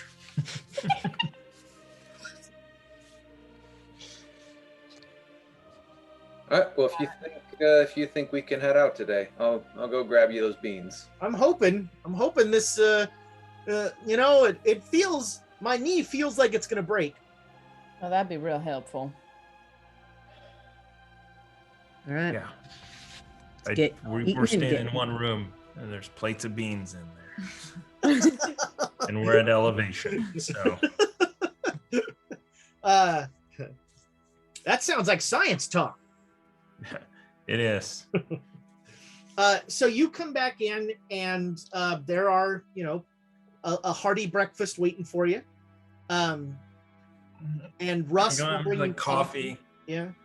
Coffee. Yeah, Russ brings you coffee, and he leans over to pour the coffee, and he says, "Get out." Can't just leave. Why not? Marriage isn't good to go. It's not good to go. Hopefully it'll break, though. Seriously. Get out as soon as you can.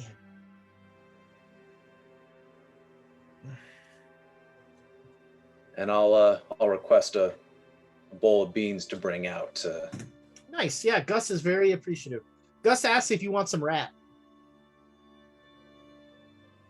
You do. No, but I appreciate you taking one of these off the face of the earth. Yeah, there's plenty of them back here.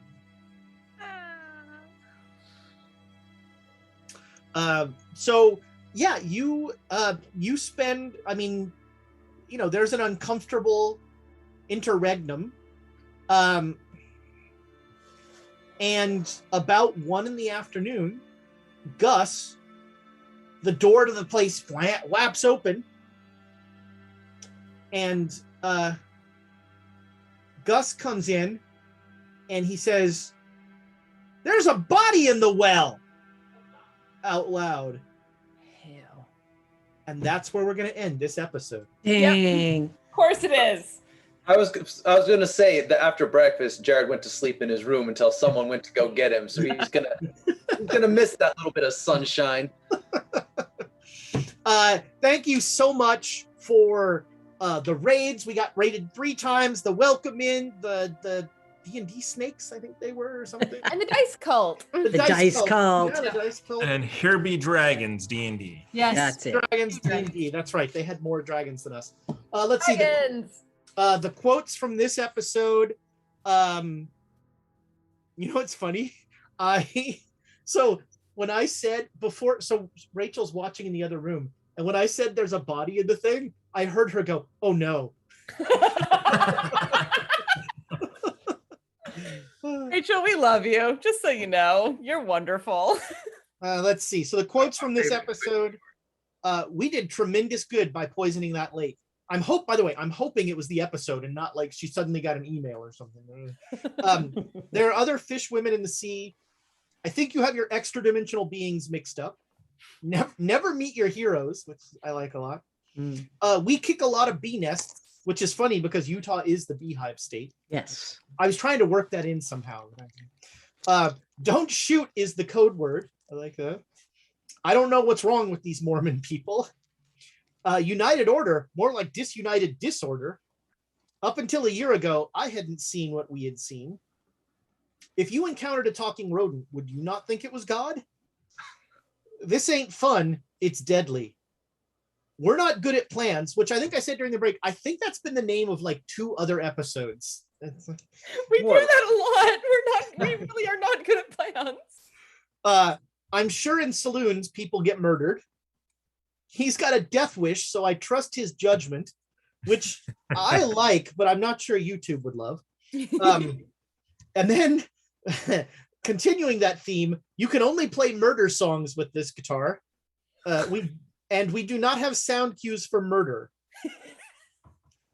I wish we could use that last one. Yes. I thought Murder's no go. Yeah, murder would not Funeral's be a good. no go. So Yeah. Which is Death wish unfortunate probably because is good. in general we should have a sound cue for murder. Like we just should. There should be not only I'm in distress. actually, I do. It's Full Darkness Descends. Premium beat. I can play it right now. I don't know what there are other fish women in the sea, maybe. I don't know what so It depends on who the couple is. It really depends on who that couple is. Yes. I could go either way. Don't forget, Quests and Chaos Monday. It's Swords and Sages.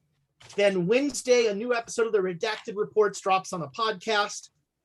And then Saturday, we're back here to find out how poor Gus is going to ruin everything. And also don't forget, we have a giveaway. So let me know you donated blood. Somebody is going to win. Somebody who donates blood before the end of August is going to win a set of Birds of Paradise of their choice. And YouTube, you have a chance to win a set of Birds of Paradise from this episode. Just in the comments for this episode, let us know what your favorite quote was. And we will pick randomly from all of the comments to pick somebody there. And of course, like the video, subscribe, do all that stuff. And you will be entered to win a set of Birds of Paradise.